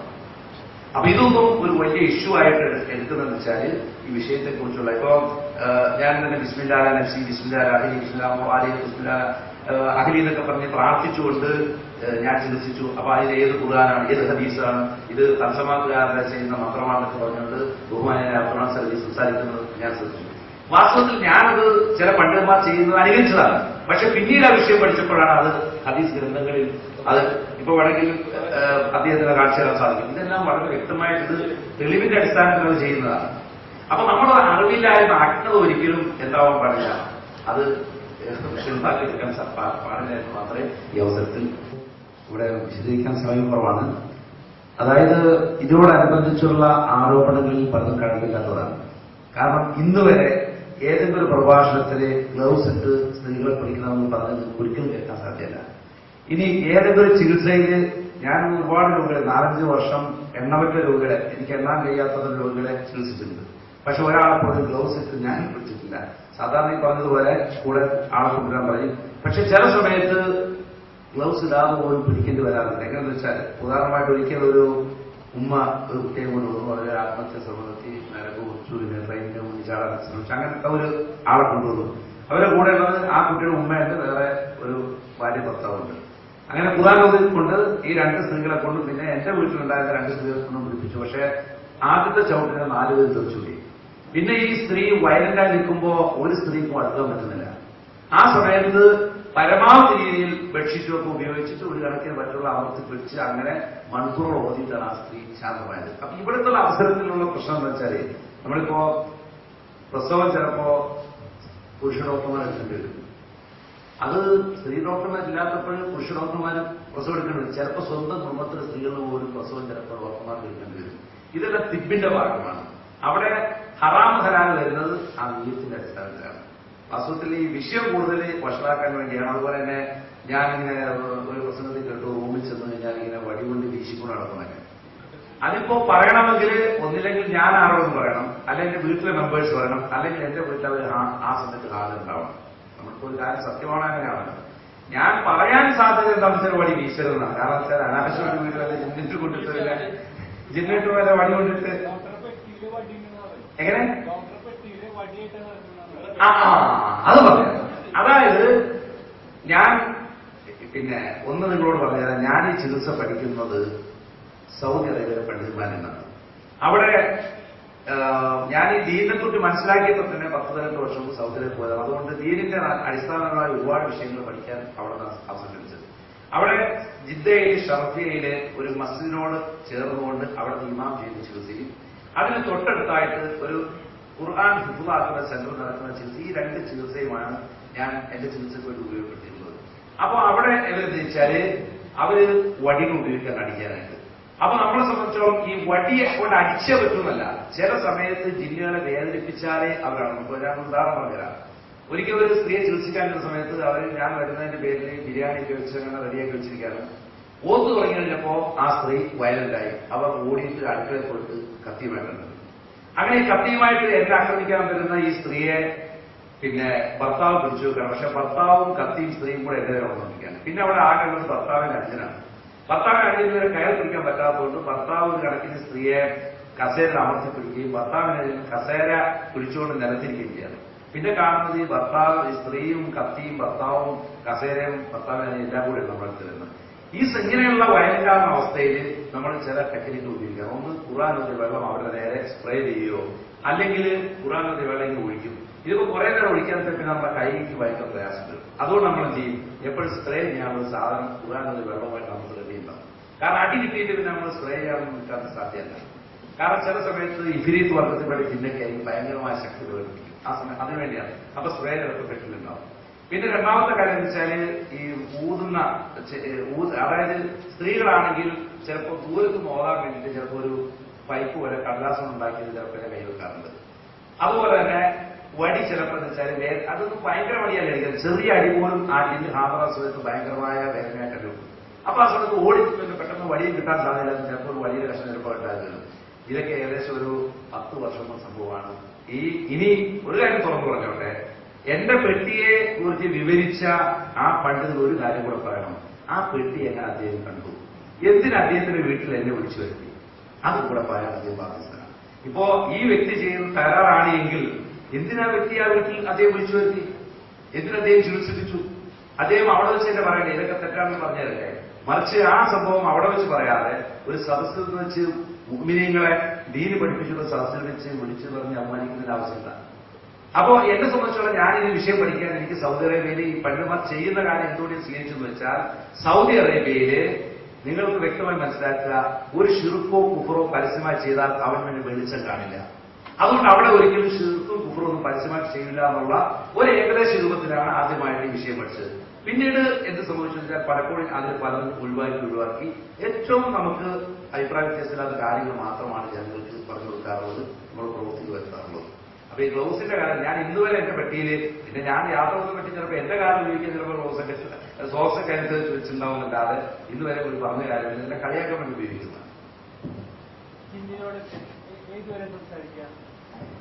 അതായത് ഇപ്പോ ആദ്യകാലത്ത് നമ്മള് പിന്നെ പലപ്പോഴും നമ്മൾ ജിന്നോട് സംസാരിച്ച് ഇപ്പൊ ജിന്ന് ഹാജറാണ് സംസാരിക്കുന്നത് അങ്ങനെയല്ല. ഇപ്പൊ നമ്മൾ ഓതുന്ന സമയത്ത് പെട്ടെന്ന് ഇവര് സ്വഭാവം മാറിയിട്ട് ഞാൻ പോവില്ല എനിക്ക് ഇന്ന ചെയ്താലേ പോകുള്ളൂ, എന്തിനാണ് ഞാൻ ചെയ്തത്, ജിന്നാണ് സംസാരം നടന്നത്. ആ സമയത്ത് ആ ജിന്ന് പറയുന്നത് സത്യമാണ്. ഉദാഹരണമായിട്ട് ഒരു സ്ത്രീയെ ചികിത്സിക്കുമ്പോൾ അവർ പറഞ്ഞു ഇങ്ങനെ എന്താ വഴി തരാറ് ഞങ്ങൾ അങ്ങനെ ചെയ്യുന്നൊക്കെ പറഞ്ഞു. അങ്ങനെ എന്താ ചെയ്തെന്ന് ചോദിച്ചപ്പോൾ ഇങ്ങനെ ആ വീട്ടിലുള്ള 6 പേർക്ക് വേണ്ടിയിട്ട് 6 തലകളിൽ സിഗർ ചെയ്തിട്ട് ഇന്ന സ്ഥലത്ത് വെച്ചിട്ടുണ്ട്. അപ്പൊ ഞങ്ങൾ എല്ലാവരും ചെയ്ത് സംഭവം 10-30 കിലോമീറ്റർ അകലെന്നായി പറയുന്നത്. അങ്ങനെ ഒരു വണ്ടിയിൽ കയറി ആ പേഷ്യന്റായിട്ട് ഞങ്ങൾ പോവാണ് ഒരു പിന്നെ ടാറ്റ സുമോയില്. ഇതിന് അവസാനം ചെന്ന് ഈ സ്ത്രീ പറഞ്ഞ സ്ഥലത്ത് നോക്കുമ്പോൾ എത്രയോ വർഷങ്ങൾക്ക് മുമ്പ് വെച്ച രീതിയിൽ പഴകിയ പുക പിടിച്ച തകട്. ഒരിക്കലും സ്ത്രീക്ക് അവിടെ കയറി വെക്കാൻ സാധ്യത. അങ്ങനത്തെ തകട് കിട്ടി. അപ്പൊ വളരെ എളുപ്പമാണ് നമുക്ക് അങ്ങനെ സിഗർ ചെയ്ത വസ്തു എടുത്ത് നശിപ്പിച്ച് കഴിഞ്ഞാൽ ആ സിഗർ പാത്രമായി. അപ്പൊ ഇതുപോലെ നമ്മൾ ജിന്നുകൾ പറയുന്ന ചില കാര്യങ്ങൾ നമുക്ക് അത് ഒത്തുവന്ന് വ്യക്തമായി കഴിഞ്ഞാൽ ചിലപ്പോൾ നമ്മളത് സ്വീകരിക്കും. കാരണം സിഗർ ചെയ്ത വസ്തു ഇന്നെടുത്തെന്ന് പറഞ്ഞാൽ നമ്മുടെ മാസം ഉണ്ടെങ്കിൽ അത് നശിപ്പിക്കും. അങ്ങനെ പക്ഷേ ഭൂരിപക്ഷ സമയത്തും ജിന്നുകൾ അവർ ഫാസിക്കുകളാണ്, അവർ കളവാണ് പറയുക. അതുകൊണ്ട് തന്നെ ജിന്നുകൾ പറയുന്നത് സ്വീകരിക്കരുതെന്നാണ് പലപ്പോഴും നമ്മൾ ആളുകൾ പറയാറുള്ളത്. കാരണം അങ്ങനെ സ്വീകരിച്ചതിന്റെ പേരിൽ പല വഴക്കും പ്രശ്നങ്ങൾക്കുണ്ടായ അവസരങ്ങളുണ്ട്. അപ്പൊ അതുകൊണ്ട് എത്ര സംസാരിക്കാമെന്ന് ചോദിച്ചാല് കൃത്യമായിട്ട് ഇത്ര സംസാരിക്കാം എന്ന് നമുക്ക് ഒരു പ്രമാണത്തിന് പറയാൻ സാധ്യമല്ല. വിശ്വാസം സംബന്ധിച്ചോളം ഉഹ്റുജി അബൂള്ള അന റസൂലുള്ള നമ്മൾ ജിന്നുകൾ പോകും. അതേസമയത്ത് ഷെയ്ഖ് ഇബ്നു തൈമിയ്യ പോലെയുള്ള ആളുകൾ അവര് കൂടുതൽ സംസാരിച്ചു. അതുപോലെ തന്നെ അഹമ്മദ് ഹംബല് ചെരുപ്പ് കൊടുത്തയച്ചതായിരുന്നു. ഇപ്പൊ ചെരുപ്പ് കൊടുത്തയച്ചിട്ട് നീ പോയില്ലെങ്കിൽ 70 അടിയടിക്കുന്നു പറയുന്നത് ഇമാം അഹമ്മദ് പറഞ്ഞാൽ അങ്ങനെ ഇറാഖിനെ പൊക്കോളാന്ന് പറഞ്ഞ് പോകുന്ന സംഭവങ്ങളൊക്കെ ഉണ്ട്. അപ്പൊ അവിടെ ഈ ചെരുപ്പ് കൊണ്ട് അടിക്കാൻ എന്താ തെളിവെന്ന് ചോദിച്ചു കഴിഞ്ഞാല് ഇവിടെ നമ്മൾ നേരത്തെ പറഞ്ഞല്ലോ ഫത്തുൽബാരിയിലുള്ള പോലെ ഈ ചികിത്സിക്കുന്നിടത്ത് ചൂടാക്കി ഇരുമ്പ് വെച്ചിട്ട് ഇതുകൊണ്ട് ആക്രമിക്കാനൊക്കെ ചെല്ലുക എന്ന് പറഞ്ഞാൽ ഇതിനെ ഭയപ്പെട്ടാൻ വേണ്ടി ഉപയോഗിക്കുന്നതാണ്. അപ്പൊ ഷിർക്കില്ലാത്ത ഏതൊരു പ്രവർത്തനവും ഇതിൽ ഉപയോഗിക്കാം എന്നുള്ളതാണ് ഇതിന്റെ ചികിത്സകർ സ്വീകരിച്ചിരിക്കുന്നത്. കാരണം ഇത് തിബ്ബാണ്, ഒരു ചികിത്സാക്രമമാണ്. അതിനകത്ത് എന്താണ് നിബന്ധന? എന്താണ്? ഒന്ന് ഹറാമോട് ചികിത്സിക്കാൻ പാടില്ല, ഷിർക്കോട് ചികിത്സിക്കാൻ പാടില്ല.